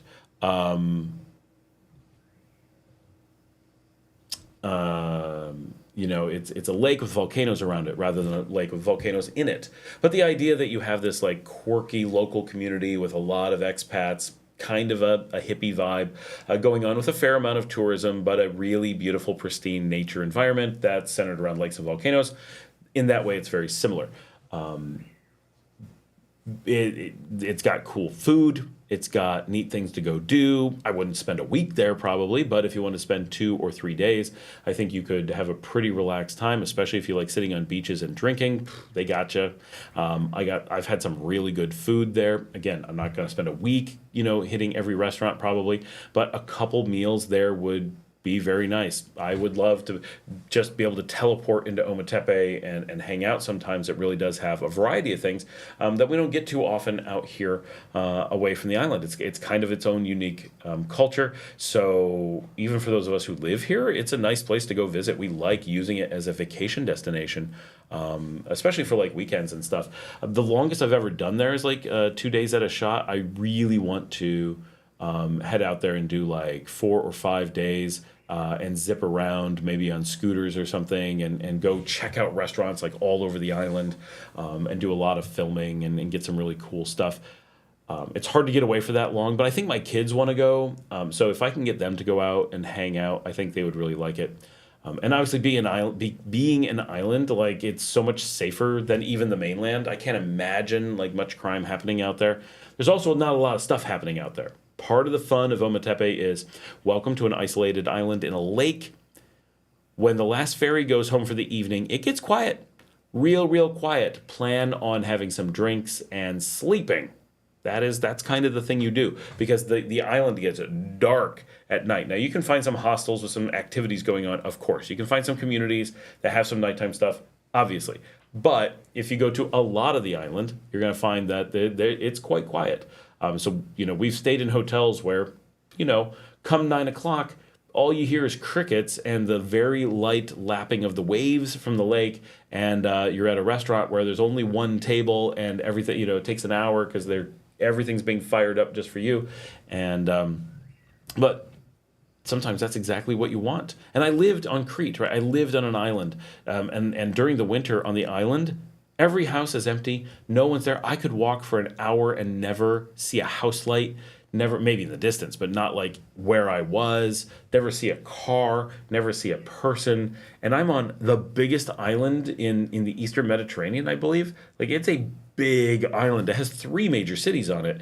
It has airports. It has a naval base. It has multiple ferry terminals. Like this is a big place, and yet it is just empty as well. At least at times, there's always a part of me that's kind of like, I would really like to have a getaway house on Crete. The weather is quite different than here, and I just love Crete so much. The language, I wish they spoke Spanish. That would leap Crete forward for me so much, but there's so much that I love about living on Crete, especially in a small village.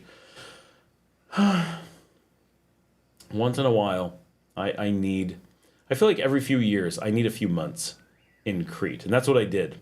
We lived there at one point, and we went back in 2019, just 3 years after we had lived there, and it was just magic. And now it's been 6 years since we've been there. Oh, I need some Crete time. That is that is probably my single favorite individual location that I lived in Europe. I mean, there's things I just love everywhere. Spain was overall my favorite place to be. Italy has the places that I never lived but visited while living there, and is probably the place I would want to buy most if I was going to buy somewhere. But of all the places and all the like just magic feeling that I ever had, and partly is just my kids were just the right age, and life was just in the right spot. It was kind of the best moment of our lives in a lot of ways. Just really good time when we were there, and just having that feeling again, and that it was so we were so relaxed. Like life, some of our big challenges in life hadn't happened yet. That was before my dad had cancer. We were there when we found out, right at the end. It was before we found out we were embezzled. It was when we thought revenue coming in and we were able to pay our bills. We weren't stressed about money. We weren't stressed about location. We just had a good, solid plan, and life was good, and the kids were happy. And other than my youngest daughter refusing to eat lentils, we loved going out to restaurants. We loved being on the island. We loved the house. It was the best house we ever had. And it was just kind of the perfect storm of things to make it amazing. And but I went back and lived there. I visited a bit in 2019 and rented a house, and it was epic. It was still amazing. Not nearly as nice a house, not as good a location, but fantastic. If anybody's wondering, I live just outside of Rethymno in the middle of the island. But yeah, Ometepe, I got derailed there. Absolutely amazing. You have to spend some time on Ometepe as long as you are okay with that really chill island vibe experience. Not Caribbean, hey man, we're gonna party but it's silent and the lights go off and nobody's doing anything. And yeah, there's some 55,000 people live on the island, but spread out over the whole island. And if you're right in Moyagalpa or Altagracia, yeah, there's gonna be a little bit going on. But you get outside of that, nope. This is about the most off the grid, checked out place you could imagine. It's pretty cool. Do I do any gardening? This is from Complaint Desk. Do you do any gardening, fruits, etc.? So I don't. I'm not really a gardening person, which is kind of funny to say. I grew up on a farm. We did a lot of gardening. I did a lot of gardening with my mom. I find gardening interesting, but I can't do the time. We have a garden, right? Like we have a huge garden. We grow our own fruits, but here things grow naturally. So we have tons of limes and mangoes and avocados and cashews and different stuff. We can just walk out and get fruits and things. I'm planning on doing a little bit of gardening with my kids to grow some like herbs and stuff. We're going to do that in potted plants and just do it. But more or less, I don't do too much. I would, under the right conditions, I'd be into doing some, especially if it's like hydroponics. Love hydroponics. Always have. Studied it. I've been through the equivalent of a graduate program at university in hydroponic agriculture, doing like lettuce production and stuff I'd really like to do. So there's a point at which I hope to get into some of that, but especially right now, life is getting a little bit less hectic than it's been, which is knock on some wood. But in general, it's not something that I have so many things going on in my life. That's a hard one to spend time on. Sam says, also notice you shed some weight. Looking great, man. Well, thank you. I don't realize I shed some weight, but I mean, I'm feeling pretty good, I guess. So awesome. Thanks. Itchethix says, okay, I asked about Nicaraguan YouTube channels for studying Spanish and got some good suggestions. But now, I'm curious, are there any Nicaraguan comedies or dramas you could recommend? I honestly don't know of any. Morning shows, yes, I guess you could consider them a dramedy because there's always a little bit of drama and always a little bit of comedy in it. But most of the Nicaraguan stations, like 4 and 6 and 11, they have a morning show, like Good Morning America, whatever. So it's like Buenos Dias, Nicaragua. I don't know the actual name of the shows, or Hoy, or whatever, El Dia. Go watch some of those shows and you'll see live, you'll get the accents, you'll see what's going on in Nicaragua currently. And there's it's a lot like like more traditional, not news or not what do you call them, journal shows, magazines, whatever. Morning magazines is a way to put it. It's people who are very attractive, very, there's like drama going on the show, and there's like a whole bunch of music, and it's a little bit wilder than an American show. So you may find that'll give you a little bit of that vibe. But is there a Nicaraguan telenovela or something? No, there is not. That would be fantastic. And obviously you heard it here first. The show that needs to be made is Pobre La Maria, about Pobre La Maria. That would be the telenovela of Nicaragua. I'm brilliant. We need to make that, right? That would be so awesome. Everybody would watch it in the country, no question. Pobre La Maria is like one of the national songs of Nicaragua, about a very poor woman who lives in Managua and the things she has to do to keep her children alive. And people sing it at things all the time here, and very, very emotional and very deep and very Nicaraguan. And it would be pretty amazing. Also, something a little easier to stay interested in than news clips. Oh, sorry. Yeah, no. It would be, the morning shows will be way better than like news, but they won't be like a show either. I love watching like Colombian telenovelas, Peruvian telenovelas, Brazilian zombie shows, Argentinian and Chilean. I've not found shows that I really like. But Mexico, Colombia, Peru, they're kind of my go-tos when I can find a good show. And my biggest thing is I don't have a good way to get telenovelas here. I have not found a good source for telenovelas, which is why I actually like to watch, which people will probably be pretty surprised, but it's true. Hickam donated $3. Thank you so much. Ed from Queens. Scott, send you an email of an image performed, which is unlike USA's given to you for records. More modern equipment than USA doctor had. Oh, this is for his eye surgery. Thank you. Thanks, Ed. Hickman says, I agree. Most Americans don't travel and are skittish, so they repeat what they see on TV out of fear. Yeah, and it's, the thing that bothers me is like they know, you find any American, this really gets me, any American, and will say, oh, I don't believe the media. You can't trust the media. The media is just, and they're right. But they then turn around and say, I don't trust you. The media told me. And you're like, you just told me you don't trust the media. So what is going on? Are you, I'm giving you firsthand information and you know me, you can verify me. I'm not saying you guys. I'm talking about people that like know me. I guess you guys probably know me better than a lot of people. But, people from real life standing in front of me, oh no, the things that you experience in Nicaragua, that's made up. The random news who has no crew in Nicaragua, has no person filming here, no camera anywhere. You can go out there, go walk around the country. If I'm in the United States, I can see camera crews, right? Things are being filmed. They're being recorded. There's news. Like I was a journalist in the U.S., right? I worked as a photojournalist. We went to things. Like it was obvious. We had to create the news. We had to go and gather the information. The American media does not have crews in Nicaragua, nor does Lonely Planet, nor does anybody, right? It doesn't matter what type of thing you're talking about. None of them have on-the-ground resources. Same thing like the big accounting firms, Deloitte and Touche or whatever. They don't have people, they don't have lawyers going around researching business opportunity in Nicaragua. They just make it up. Nomad Capitalist does not have resources in Nicaragua. You can see the things he's written. He doesn't know anything about Nicaragua. He's never been here. He doesn't have casual knowledge of it. He would know that the stuff on his website does not reflect Nicaragua had he put in any time here.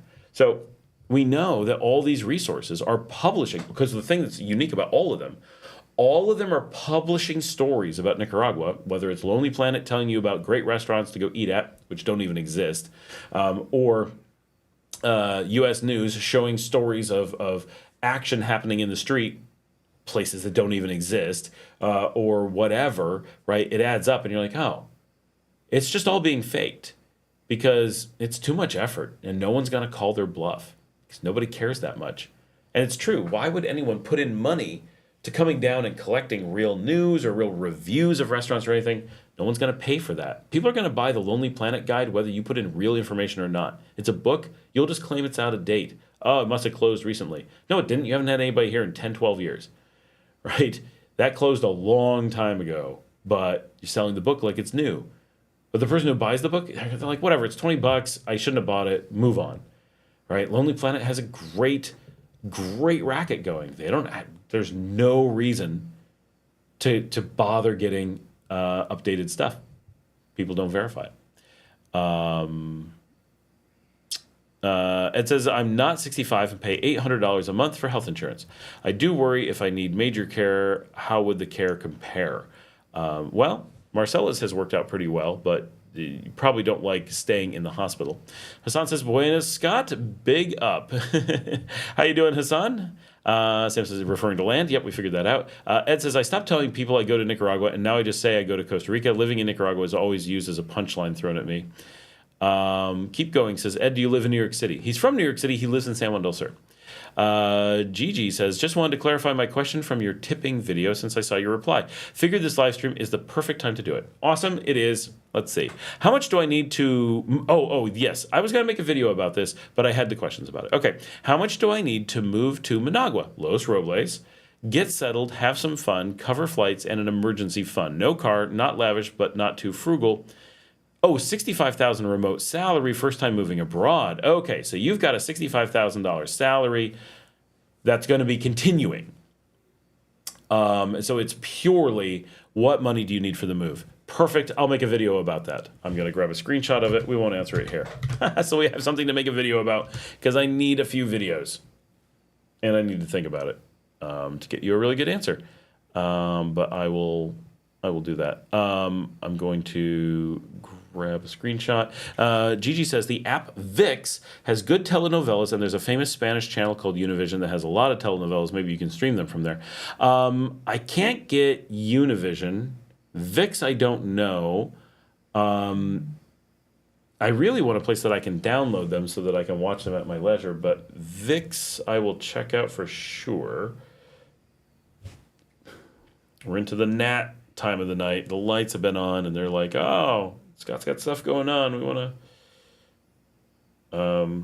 I'll give a rough answer, and then I'll make a video of it. But so moving to Los Robles, I don't know what the rents are going to be there. So Los Robles is quite premium, so you're going to be paying... there we go. VIX, TV Football, Noticias, en Español. What kind of prices does that have? They have original telenovelas?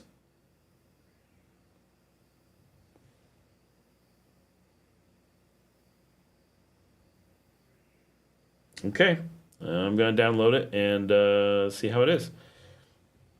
It's funny. I really prefer Spanish television in many cases. I prefer American television from like the 70s and 80s for nostalgic reasons. So it's like, this is my, I grew up with this, but nomad capitalist. So at $65,000 remote salary, you're in really good shape, right? Like you are so far above luxury living here that in theory you could move to Nicaragua without doing anything. Like you can just do it out of your monthly budget and still be living great. But you're going to want, how much do you want to move? Get settled, have some fun, cover flights. Okay, flights on a per person basis, figure you're going to need like 500. And hopefully you spend a lot less. Some people spend more. I normally come down under 200, but I really shop around. And I wait. Rents in Los Robles, I'm going to guess you're going to be spending more than $1,000. Maybe not. Maybe it's way cheaper than I imagine, but I imagine you're going to be spending over $1,000. Which is fine. On a $65K salary, $1,000 into rent, yeah, that's not dirt cheap, but you're in primo area, right? Really, really nice. You can be not far from Los Robles for far less than that, right? You certainly could be in the general zone. But if you want to be in like really nice luxury, full house, I'm guessing $1,000 will do it. Or pretty close to that. But, you only need like an extra $1,000 for the down payment, right? Because you're not going to pay months in advance, maybe one, maybe two, but that's like it. So we're not talking about a ton of money. It's not like, oh, it's $1,000 rent, so I need $12,000. It's not like that. You are going to want to buy appliances if you're planning on staying for a good period of time, say at least 6 months, but probably 12 months. You'll just want to buy appliances. So figure probably a budget of around $3,000, especially if you're going to be in Los Robles. You're going to want a little bit more luxury, but $3,000 may not completely cover it, but it's enough for you to get moved in, have the things you need: fridge, oven, basic furniture. And then if you want more, which makes sense, you probably do, you can wait a month or two, and you'll be able to have that money and just pay out of your extra expenses, no problem. Mary, have a good night. Thank you so much. Sam says, wish I knew about the InDrive app before I got there. Only found out about it on the last week of my trip. That sucks. It's only in Managua, though. You don't use it other places, but in Managua, it really makes a big deal. Emergency fund. I mean, you should always have a couple $1,000s available in an emergency fund, but, I don't bother with that. One, if I have to, I can find the money somewhere. Two, we have credit cards we'll use if we have to. Like, there's always something. Credit cards work great here, so use them for most things. Obviously, don't run up debt, but you know what I mean. No car, so you're in great financial shape there. Not lavish, but not too frugal. At $65K, you can just be lavish. Like, just, own it. No, I mean, it's best not to be overly lavish on your first time. Give it a try, and then be like, oh, well, I wasn't lavish and I saved some money. I don't need to save that much money. Maybe I'll be a bit more lavish, right? And just ease it up. You don't want to start overly lavish and then have to dial it back. If you're in Los Robles, you're going to be able to walk to a lot of food and stuff, or cheap taxis to an insane amount of food. From there, I'm just picturing you in the Zona Rosa. You'll probably be a little bit farther south than that by a block or two, and you'll be off the main road. Obviously, it's not really housing on the main road, but I've shown some of that in the community, and great houses in there, which is why you may end up paying a little bit more, just because you ended up with a 4-bedroom house in a really amazing location. But I'm sure we'll be able to. Airbnb, yes. Can you include that in your vid? Can be another area similar. Well, yeah. Santo Domingo, Las Colinas. So Santo Domingo, Las Colinas, just to give you kind of my comparison of this, they are like suburban-ish living. Like, things are a little bit more sparse. They're a little bit quirky, and they don't feel like you're in the middle of a city. You are, but you don't feel like you're in the middle of the city. Los Robles is directly connected to Villa Fontana. So if you watch my Villa Fontana videos, that's just a few blocks south of Los Robles. You get in Los Robles on Los Robles, right? The avenue is Avenida Los Robles, through the middle of Los Robles. Kind of makes sense. And you go south, it goes up the hill, and you face... As the elevation goes up, it turns into Villa Fontana. Villa Fontana is quite a bit more expensive than Los Robles, I think, but the spaces are bigger. It's big and fancy, bigger views. Los Robles is more in the city, so you're like really close to everything. So the ability to just walk out your door and be like, there could be 20 restaurants that are nice within 10-minute walk, which is certainly really cool. Plus hotels. So you got family coming in, friends coming in. You don't want them staying with you. You're being lavish, but not that lavish, right? Put them up in a hotel. You got the Hotel Los Robles. That's where I stayed when I moved into the country. That's nice. I have a lot of videos from there. We used it a lot. I've used it a number of different times. You've got the Hilton Princesa at the bottom of Los Robles. You got the DoubleTree just up the hill in Villa Fontana. There's several others there. I don't know. You've got Fancy Italian. You've got the Club District. So it's late at night. You can get wasted in Los Robles, dance until 4 o'clock in the morning, and stumble home. That is some cool stuff. You need to get a taxi to go across the city. A few bucks, and you're all over the city. It really is central, especially the areas you tend to want to be in. Las Colinas, Santo Domingo, Villa Fontana, and some of those like Villa Fontana. Honestly, you can walk there, and I can walk to Santo Domingo from there. I have on video, but it is a long walk. You really have options and stuff like that. Is very, very nice. If you're willing to pay the rents in Los Robles and you're willing to have a little bit of the sound at night, I think you'll really like it. It's a primo part of the city. Sam says, I used Priceline instead of Airbnb and got amazing deals. I was not aware that Priceline could do that. Just stay away from the strange hostels. TJ's on. Hey, TJ. It's very late for you to be hopping on. I think we're only going to do, I don't know, we got a lot of people on. I'm hesitant to call it early, but I do want to watch Roswell with my kids tonight. We've been doing that. Just real quick, because it has been an hour or two. I can walk anywhere. It is true, Gigi. Even with my my foot that is so bad with tendonitis, I can still walk really far most places. I think I missed it. We are at 99 people on the Expats of Nicaragua WhatsApp. We are one person away, and one of you could be that person to join the WhatsApp group and hit 100 members in the Expats group. And there's a lot of conversation going on over there right now as well. I just noticed. John says, just watch Trap Wife 3. Damn, what a telenovela. Yep. There's a bit of that. I am going to... Yeah, it is awesome. TJ says, was picking up my family from the airport today and doing some shopping while in Managua. Yep, I'm heading to Managua this weekend. I don't think I'm shopping, though.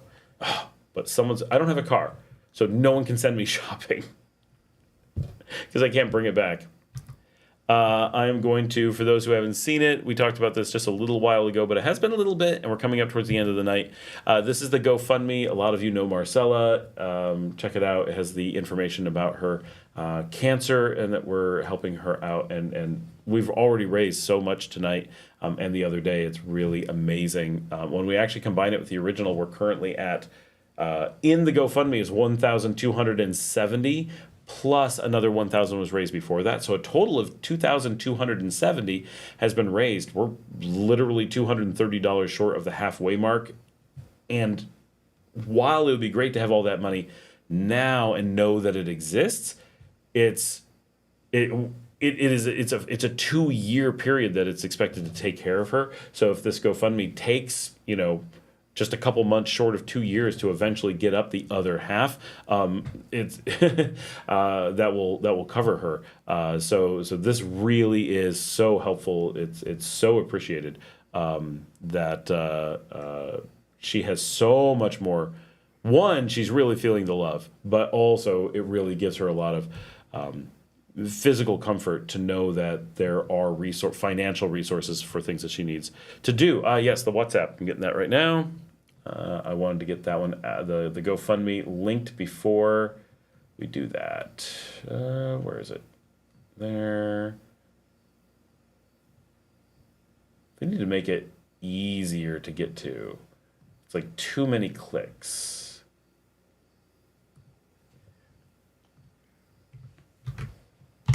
That's the WhatsApp group. That sounds like an old Chipmunk song. Who told the WhatsApp group that I'm in love with you? Bum, bum, bum. Who told the WhatsApp group that I'm in love with you? Bum, bum. The WhatsApp. Ba-da-da-da-dum-bum. Oh, there we go. We got our 100. Ta-da! Good job, guys. I'll double check it. Anyone leave? No one left. We're at 100.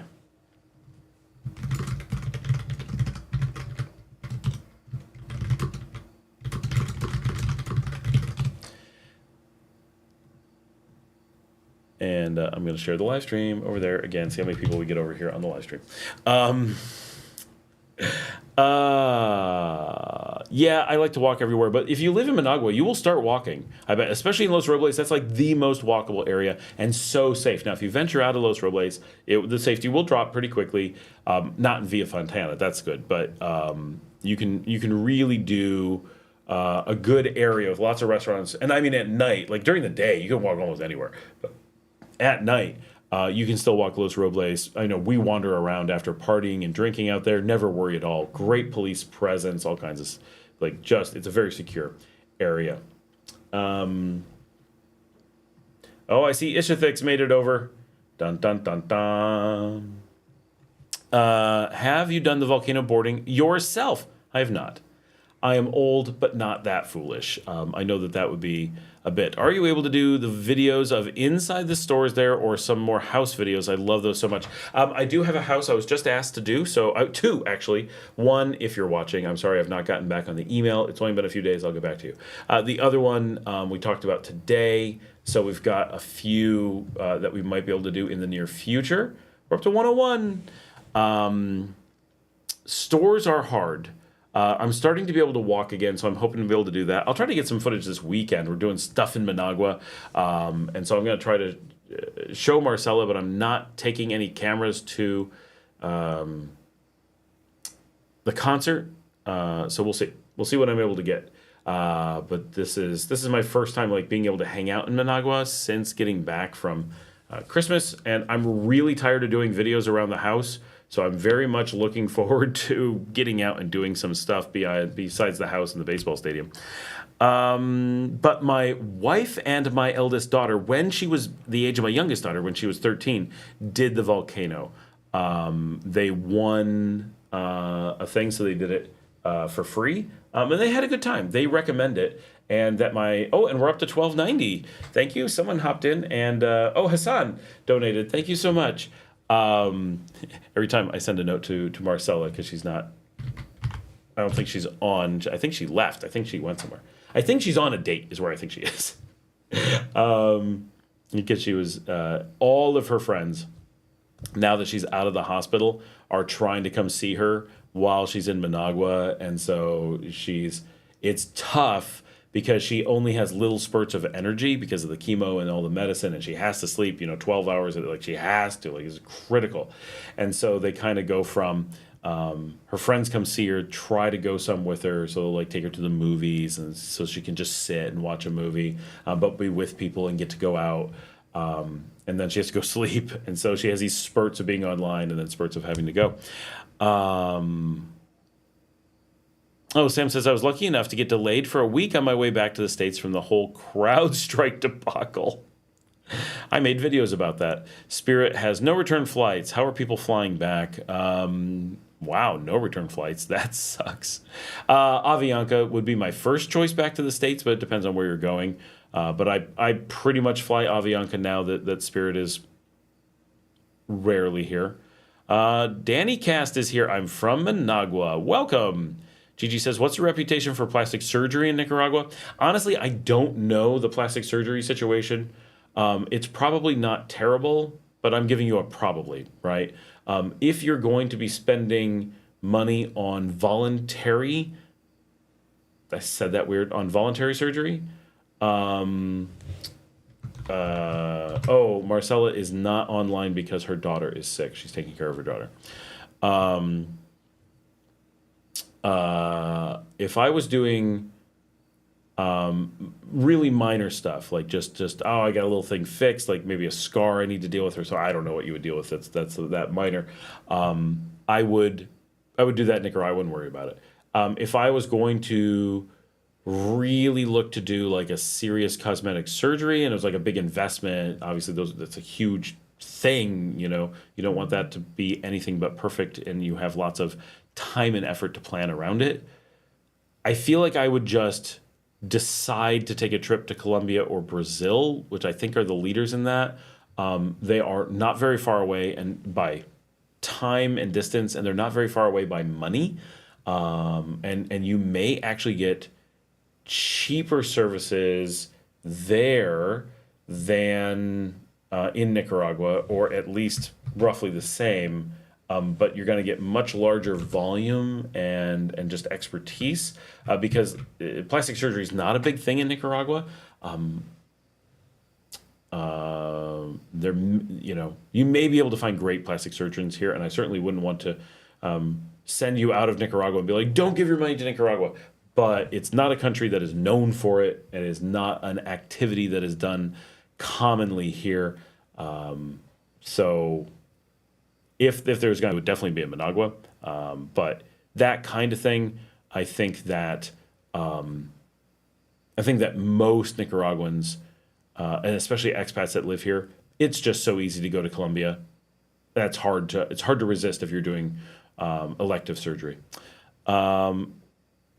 Reputation. Yes, I'd love for you to show us around where you go to eat and see what the places look like. Yeah, I'm trying really hard. So one of the things that we did over Christmas, and this took a long time. So this wasn't like a Christmas thing. This was months. Oh, we're having another. Viewers will experience buffering, but it's not telling me how bad it is. That's weird. All right, I'm going to try to keep an eye out on that. Yeah, it's not giving me feedback. I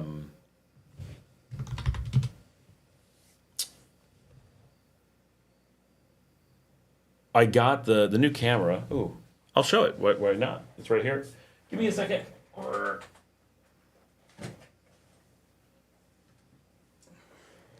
We got 2 major new cameras over the Christmas holidays, and it always takes a little while for me to incorporate them into the workflow.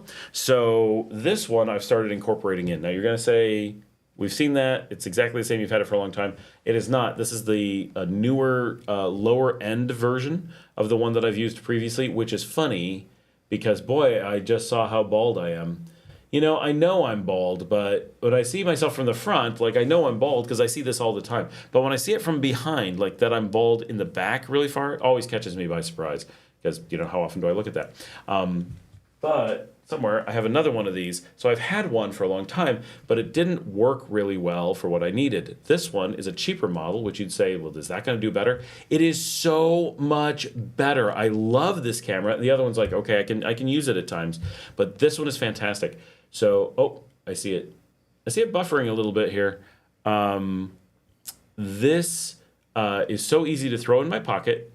And it's so cute, and the audio actually works. Like everything that was not good with the other one is perfect with this one, and so I'm very, very happy. Sony did an amazing job of taking one that really wasn't very good and turning it into one that's really good and making it cheap. I think brand new it's only $400. I bought it used for about $310, and it's fantastic. And I've filmed some stuff at the baseball stadium with this. I've done some of the ones where I'm filming from my desk, and they look not like super fantastic, but it's like, I'm doing a real quick casual. I just sat a camera on my desk. I'm just sitting here talking to it real quickly.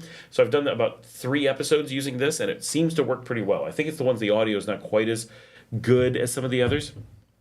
But so this is actually pretty good for taking to events, taking to restaurants. It'll get me some decent stuff. But the thing that I'm really excited about is this. This is the DJI Pocket 3.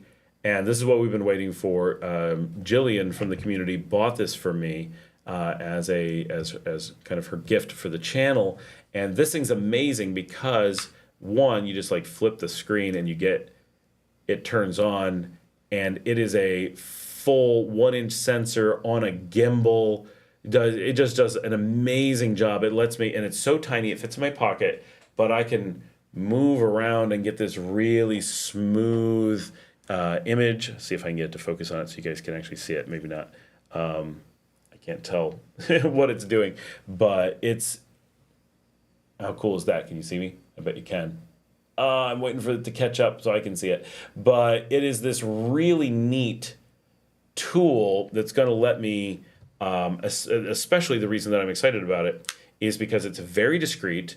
It allows me to slip it into my pocket. And it's got a little holder that I can put it in to protect it, so I really can throw it in a pocket. And I can just go into a restaurant, go into an event, and just take this little thing out and go walk around and get really nice low light footage in evenings when we go like out to a bar, out to a just any kind of like restaurant or thing, because often they're very low light, and if I take my GoPro, it will look terrible. You'll just be like grainy and awful and blurry, and you guys will not want to watch that. And if I take this, I can make it work, but it's much more limited. That will get like beautiful footage under really low light conditions. And I think you'll be like, oh, okay, now we want to see restaurants, and I'm really excited about being able to do that. And the thing that has kept that is that Marcela was the one that normally would go out and do that stuff with me, and was very excited about filming those things, and then everything happened.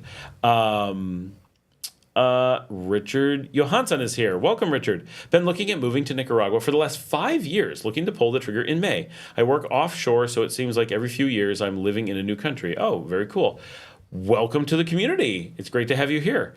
TJ says my family members that came in, all three of them use the VIP service. Very cool. TJ says my mother, who has been here before, said she would do it again every time. Yeah, we're pretty happy with it. Gigi says, do you upload to YouTube from Nicaragua? Yes. Do you use a VPN to look like you're in the US? No.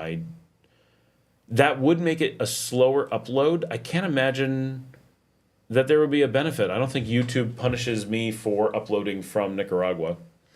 I can tell you that when I'm in the U.S., I upload from the U.S. I upload from wherever I am. So I upload from Guatemala, from Belize, from the U.S., from Mexico, Argentina, Bolivia, Costa Rica, Panama. And I've never seen anything that I would identify as a trend that uploading from one place or another is good or bad. I don't think it cares because the way you film for YouTube, like, where you upload from isn't indicative of anything about the video, so it would be weird for them to count that. They could, a lot of places do, but I don't think it would affect anything. And thank you. Yes, I'm very happy for my new tech. It's been, so far, I haven't had a lot of chance, especially the Pocket 3, which is the thing I'm most excited about. But this is so easy to use. This I just bought on a whim. I'm like, okay, I feel like this cheaper version is going to be better.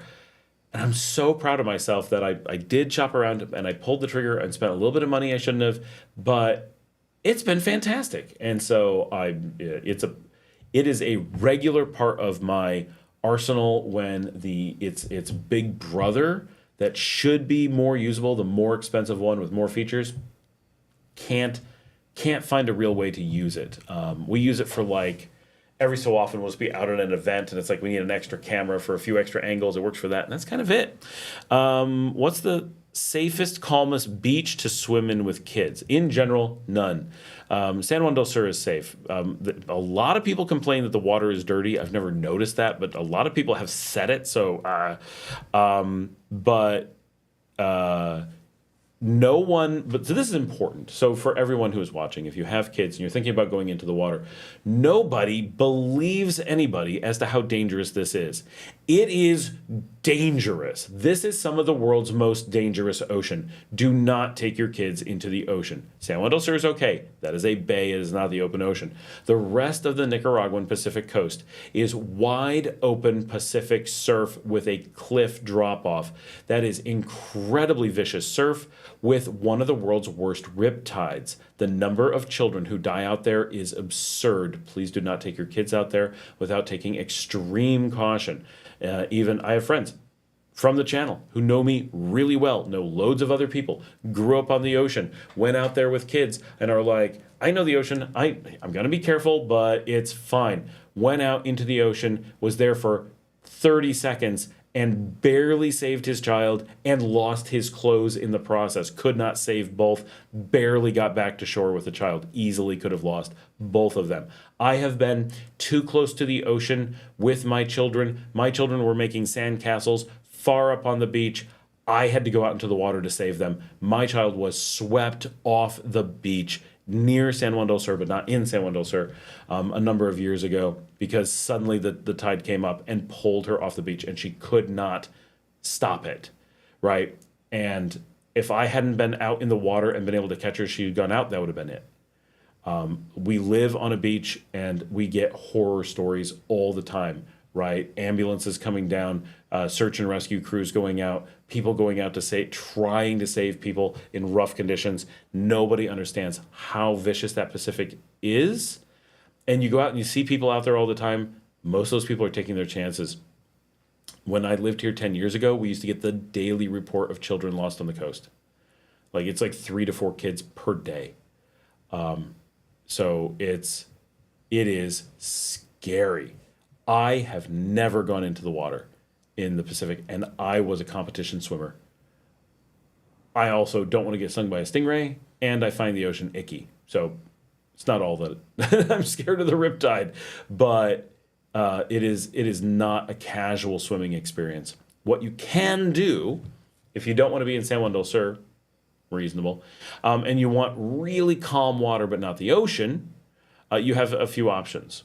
You have in Ponaloya and Las Piñitas, you have the estuaries. They are super shallow most of the time. It's ocean water comes up over the break, and you have basically ocean pools. Those are people just wade out through them. Those are really, really shallow and really, really calm. And the one in Las Piñitas, I've never heard feels really safe. Sometimes there's a spot where a river cuts through it, but it's a huge area. So you can check it out in some of my videos when they did the old ones, like 2021, before the show took off.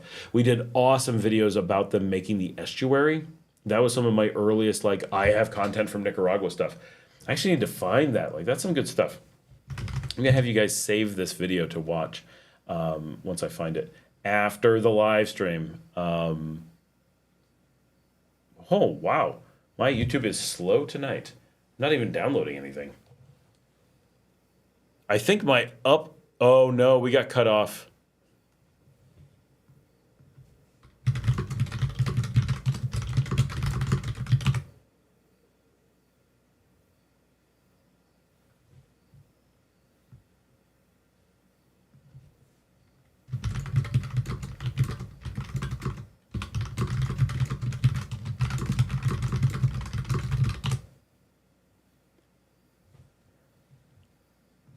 Am I still here? All right. It looks like we're okay. It gave me a warning that it was about to kill the show, and then it came back. We're going to give it a second.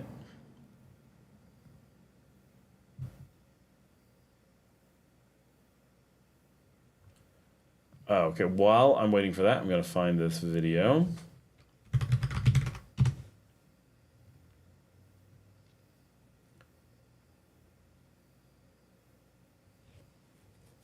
Yeah. Well, I need to edit this one. I can't believe this doesn't... All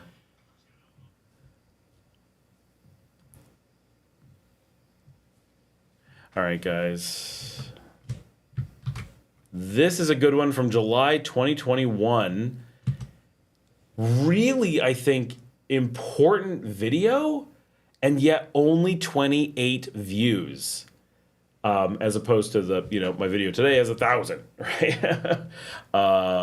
But definitely go check out that video after the live stream. I think that'll be a good watch. It's only 16 minutes long. My old ones are much shorter than my current ones. And I think it shows some really cool stuff that you guys will find really interesting about my early life. This was, we moved down full-time in April of 2021. Now I'd been in and out. This is in July. And I have several videos about the process of the estuary. But this was, I even have the name wrong in it. Like, everything's wrong. This is back before we had any format to the show. Nothing was being done. It is such a different show back then. Like, absolutely crazy. So, yeah, I would love it if you guys, like, en masse went and watched this particular episode, because I think it's a good one. And the events were really interesting. And it shows like this is a huge saga of our lives. And it's really interesting to me that we went from moving down to organizing the community around this, becoming business owners, moving in, and that opening scene, there's an archway in the back. That is my bedroom for the first year of living in Nicaragua. That was actually the room that I lived in. So all of the 2021 videos are filmed with that's where I live, and I'm walking to places from there. I would be interested in how many of you actually go back and watch any of the old stuff, because I think that maybe for me it's interesting because I lived it, and it's like, this was cool. This is such a huge component of my life, moving to a new country permanently, because I've lived in lots of places, and that's no big deal. But making the final, like, this is our home. This is our final decision. This is where we're moving. And that's different. And those early months, I didn't film all the time, but when I did, I think that I feel really connected to them because I'm like, ooh, we bought a hotel. Ooh, we don't know if we seem to be busy. We seem to be slow. We're doing well. We're doing terrible. We don't know. Everything was just crazy. And what a dramatic time in our lives it was. And I had no idea we were going to have a YouTube channel. So this is the era just before there was YouTube. I think at the time I shot this video, I had like 65 subscribers. And like, I'm sure nothing is done correctly on the show. This is back when I marked things as, I used a GoPro. So there's a GoPro group. That doesn't make any sense. I'm taking that out. Yeah, what a interesting thing to just realized. So yeah, check that out. But that estuary that we were protecting there is a really great place to swim with little kids.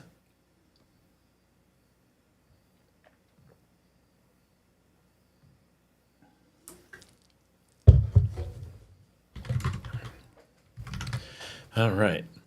Hopefully the video is doing okay. Seems to be. It just thinks you were down to one frame every Tuesday. Yeah. Charles Bird is here. Hey, Charles.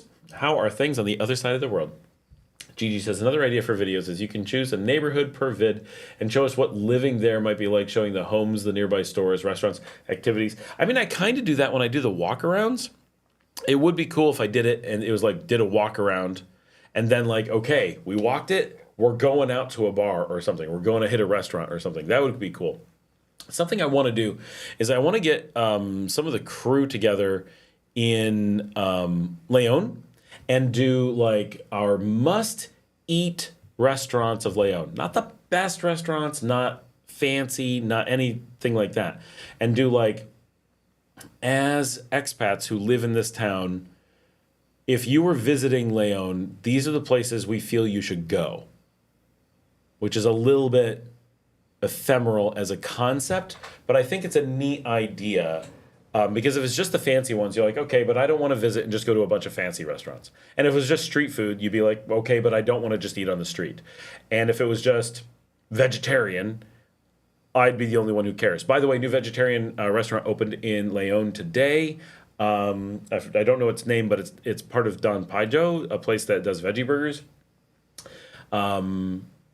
So vegan and vegetarian, we're going to go check that out really soon because I'm vegetarian and that's really exciting.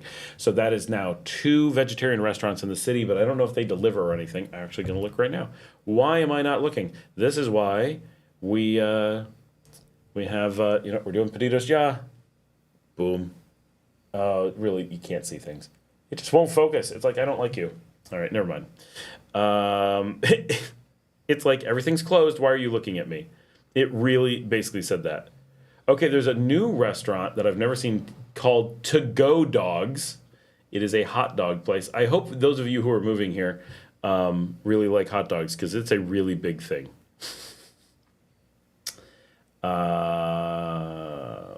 Okay, nothing came up right away. Vegan, let's see what happens. Of course, I have to spell vegan correctly. I don't know this place. You search on vegan and it gives you chicken. It's like, we don't have vegan. Eat chicken. Yeah, the new place is not there yet, but it's really encouraging that they've opened. So we're gonna go check it out. We'll film it, show you guys where it is, so people don't say it's somewhere easy. My wife walked by it today. Its parent took their delivery off of. That's why I never find them anymore. They took them off of Pedidos Job. These companies. But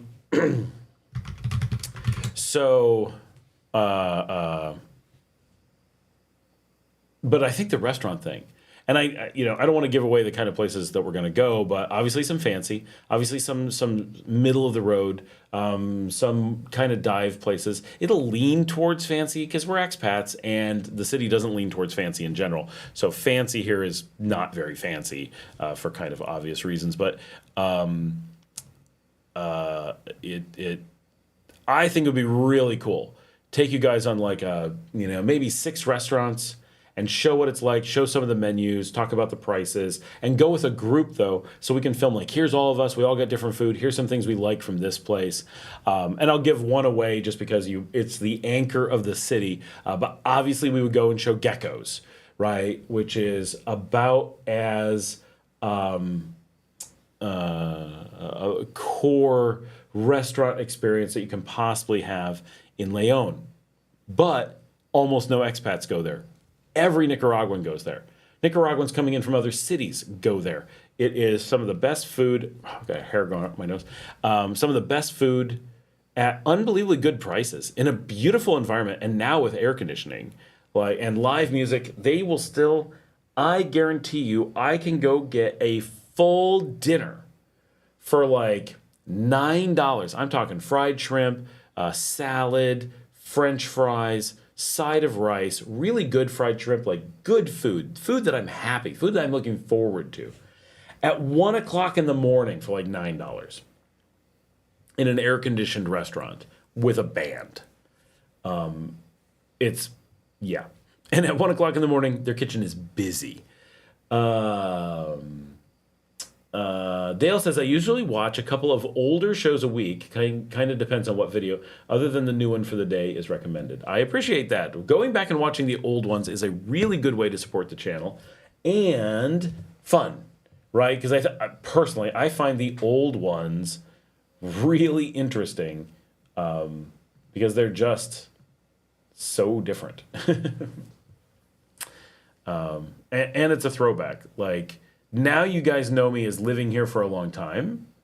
I've been here, I know my way around, I know what's going on. But you go back to those early videos and you can easily be like, oh yeah, this is Scott when he didn't know how to use the aduana. This is Scott when he, had no plan to residency. This is Scott when he just got a restaurant and doesn't know what the heck he's doing. That's still me, but you get it. It's pretty cool because now I've been here and done this stuff, and you guys mostly have joined since I'm, and now I have a lot of resources. Like when I don't know something, I have people I can go ask. But back then, I didn't have a lawyer yet. I didn't have a car for that first year. I never went to León. I have a video where it's like we're going to León to look at houses, and that was like a really popular one. And at that point, the number of times I had been in León to actually do stuff was tiny. I would only come in like once or twice a month that first year. Trigger warning, Gigi says. Oh, we like hot dogs and the Nicaraguan made ice cream. Nicaragua ice cream. How common is being vegetarian in Nicaragua? Not very, but we definitely were around. When I came to Korea, it was so uncommon that many Koreans didn't even know the Korean word for vegetarian and found the concept generally baffling. We're a little bit like that here, but we do have some vegetarian restaurants. So we have Coco Kalala and this new one by Don Pajo here in town. And in Managua, there was a really good one, but they went out of business. There's a really good one in Hinotepe. They're out there, and a lot of places have like veggie burgers. Like, if you go to the Simple Beach Lodge, they have a traditional veggie burger that's like I don't know if it's soy. I think it's like beans and lentil or something. It's pretty good. It's not quite as firm as I would hope, but it's quite good. Especially for here. It's not like a right home about veggie burger, but it's by far the best in the León area. Certainly better than Don Pajo, which is worlds better than Moncho's, and they're the only ones that offer them on a regular basis. The only one of those that I actually look forward to is the Simple, but they don't deliver to my house, so Don Pajo is the one I'm more likely to get. It's okay. It's still too mushy. All of them lean towards mushy, but the Simple is the closest one to being a burger. And then at Desperados, they have tofu burgers, if you know who to ask on the right night. They've got all the stuff to do it, but they take a tofu steak and put it in a burger. So it's a very straight up tofu burger, which a lot of people wouldn't want. But if you're vegan or something looking for something different, like it's like smoked in the Argentinian smoker tofu, and the buns are perfect. Like it's fancy gourmet, but it's a tofu burger. So most people are aware of vegetarian, but not very well. And just the number of people who can't get over that chicken isn't vegetarian, that is a big thing. Nowadays, it's not so extreme. Oh, in Korea, yeah. Gigi says, I know in your walking videos you show the neighborhoods, which are great, but I'm imagining an episode where you walk into the local grocery, pharmacy, restaurants, local activities, and show walk into them. Okay. And you love the restaurant video idea. That one, I'm very excited about that. That's kind of like a mini itty bitty version of the Nicaraguan Seven Steaks tour idea. One of the things, like doing those neighborhood things, because I speak Spanish, but it's not that great, and I'm managing camera, I find doing those alone very difficult. So that type of stuff I really want to do with Marcela, because she's happy to be on camera, and she's happy to operate the camera, and she's also great at walking in and just talking to places, like walking into a pharmacy and being like, hey, we're doing this show, here's who we are, and she'll like carry cards and be like, hey, this is our show, this is what we're doing, showing this neighborhood and its pharmacy, and we're about to go down to the corner store and show the Super Express or whatever. Plus, now I have cameras that are a lot more discreet, so there's a lot of times we can walk in and film stuff without being like, hey, we're filming, which is often a problem. It's very uncommon for Nicaraguans to appreciate that they're being filmed, even as a business where you're helping them. It's just such an aversion to any attention. Very strange, but a real thing. So that is just something that we have to deal with on a regular basis. What about a video geared towards families with kids, and make a list and walk us through top 5 kid-friendly activities in Nicaragua so we can see firsthand what it would be like? That one is really tough for me. So what ages of kids are you thinking? My kids are 13 and 16. And their activities are mostly, we'd like to go to a coffee shop with Wi-Fi. And they love doing that. We sit around, we talk, they do their own things, we chill,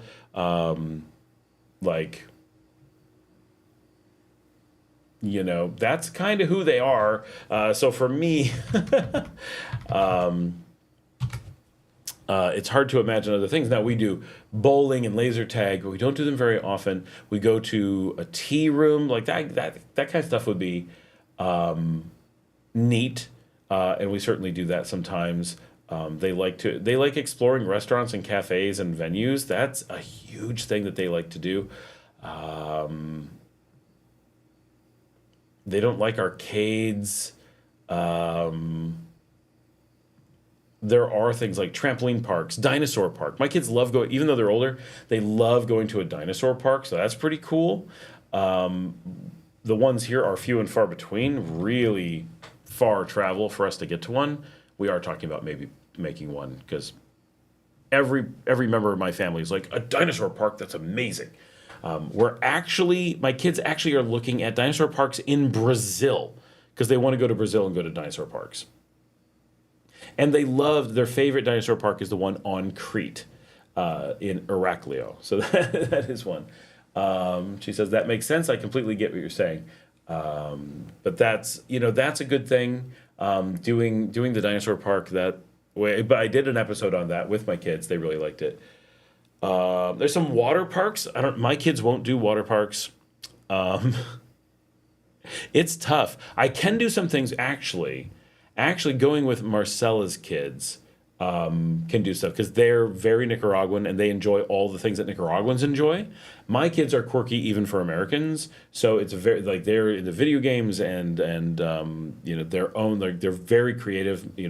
My elder daughter will sometimes produce my show. Sometimes she edits the show. My younger daughter does all the thumbnails for the live stream with the custom artwork.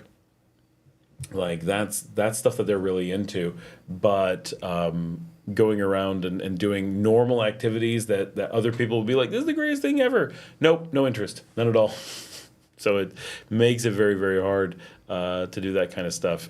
I need to edit up this one video so it has all like the right tags and stuff. Like these old videos, like I stumble on them sometimes. I'm talking about the estuary again. Stumble on these estuary videos kind of thing, and it's like, oh, it doesn't have a thumbnail. Oh, it didn't have an end screen. Oh, it didn't have like a good title. It had the wrong name of the thing. There's like a bunch of stuff. I was like, oh, I got to really step this up, or it's no one can find it. No wonder there's only 28 views. I had no idea what I was doing back then. I have very little idea now, but back then it was rough. Me boarding down a volcano. Yes. Maybe at some point I will do that. What's really funny is we're business partners with the people who invented that. You can go down the volcano. This is what I need to do. Oh my gosh, this would be the most ridiculous thing. I need to go down the volcano and do the entire afternoon, go do the party at the hostel in the city with all the backpackers and just go wild with all the kids. Take the party bus to my own hotel and just party and tell no one who I am, and do the whole thing. Go up the volcano, go down the volcano, go to the hostel, take the party bus, go to the beach, do the all-night party, and of course I would arrive with all these kids, and then of course my wife is already there because she's there every week overseeing the party. Because it's a huge part of our business, and go and dance all night and film it because they show it on our social media all the time. It's just like little clips. I could go do like a big thing. That would actually be really, really funny. I think as an episode, me volcano boarding alone might be a bit worth it. I really don't want to do that, but my wife and daughter said it was good, so I'll consider it. Gigi says, whatever you think would be good for a family with kids any ages, throwing video ideas, because those are some things I search up on YouTube for different places. No, it's not a bad idea. I know bowling and laser tag are pretty cool things to do. That, for me, I really enjoy the concepts of like coming to a place like Nicaragua. You're so sure that everything. So some people find like they just expect everybody to be the same. I'm going to go to Nicaragua and it's going to be just like living in the United States. No, that is not the case. It is not going to be like that in any way, shape, or form. It's going to be incredibly different. In dramatic ways, it's going to be very different. But if you are then from the other side, it's like nothing's going to be the same. We're going to give up everything, and then you go into Managua and go do a day, and you're like, wait a minute, you're having coffee at a nice little brunch place? This is very, California Sunday afternoon. Oh, and then you're taking the kids bowling? Well, that's a really nice fancy bowling alley. Oh, and you got a pizza while you're bowling? That looks yummy. And you're going out for afternoon tea in this like fancy spot. And oh, you're going shopping at the gallerias. Wow, well, this seems like a nice fancy day out just doing stuff. And it's like the exact same. I find doing those activities that just seem out of place here are so much fun, and somehow never gets old finding it. So Mugs, the cafe in the mall, in the Gallerias, it's slightly off. So fancy. It's like all like old Victorian furniture and nice big comfy chairs. And you walk in and they like bring you everything you need. And they know us because we go there fairly often. And they have a big coffee menu and a big dessert menu and a big pastry menu and a lot of different food items. And my kids just love going to like fancy restaurants and ordering interesting food and getting coffee creations and checking out the venues and the views and everything. And we just have so much fun. And we just sit and talk. We're such sitters and talkers. I know this may come as a shock to you guys, but I can talk a bit, and we enjoy that. Says, can we give Scott a bathroom break? I'm going to go super late tonight because I've got kids that I've got to hang out with, and it's been a very busy day, but we are a little bit, what are we at? A good, healthy number of viewers still. I did not take a bathroom break today. Both last week at 8 hours and this week at 7 hours. We're 1 minute away from 7 hours between the two parts. No bathroom breaks at all. Now, on this half, we are currently, it looks like we're at 464 views. Can that be right? I feel like it was higher than that. But anyway, 464. And the first half, hold on, we're going to refresh. 733, so 464 and 733 is a solid 1,200. Today is our busiest live stream ever. That is amazing. That I'm always happy when it's like, we've done it, new record, even if it's just a little thing, even if it's a dumb thing, stupid things that I'm just making up. It's still really cool. We're moving forward. It is a constant push in the right direction. So yeah, I was kind of thinking I was going to wrap up at 11:30, and we're now kind of moving into 11:45. I'm going to let my kids know that we are going to watch a show, and I need to have my dinner because I've only had lunch today.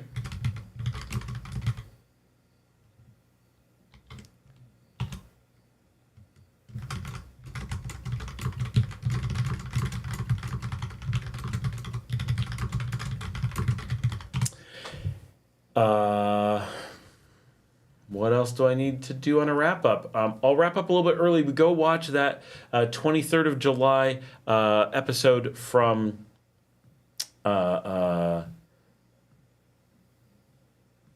estuary. And thank you. And don't forget, for anyone who is holding off or hasn't had a chance yet to look at the GoFundMe, that really does make that is making a huge difference in her mental comfort level, if nothing else.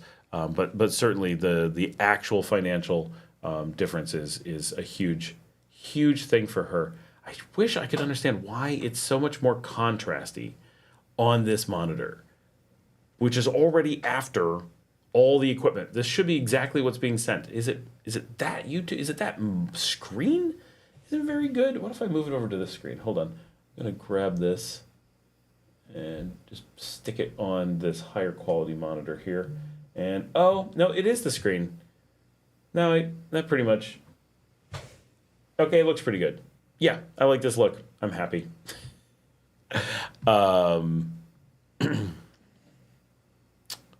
Where did the thing go? Oh. Good night, everyone. This is the GoFundMe. Oh, and we're having issues. It's a perfect time to do. Oh, Ernesto just got here. Ernesto, thanks so much for hopping on. Sorry, we are calling it a night. We just topped 7 hours. Go back and watch the recordings of them. There's a ton to watch. I put up the GoFundMe to help with Marcela and her cancer. Here is the video. I'm encouraging. Actually, I should pick one video every week after the live stream to be like, group, go watch this video. That will be the homework for the night, and leave comments on them, on these old ones as well, because that stuff makes YouTube bring it back up and start to do it again. So that's pretty cool.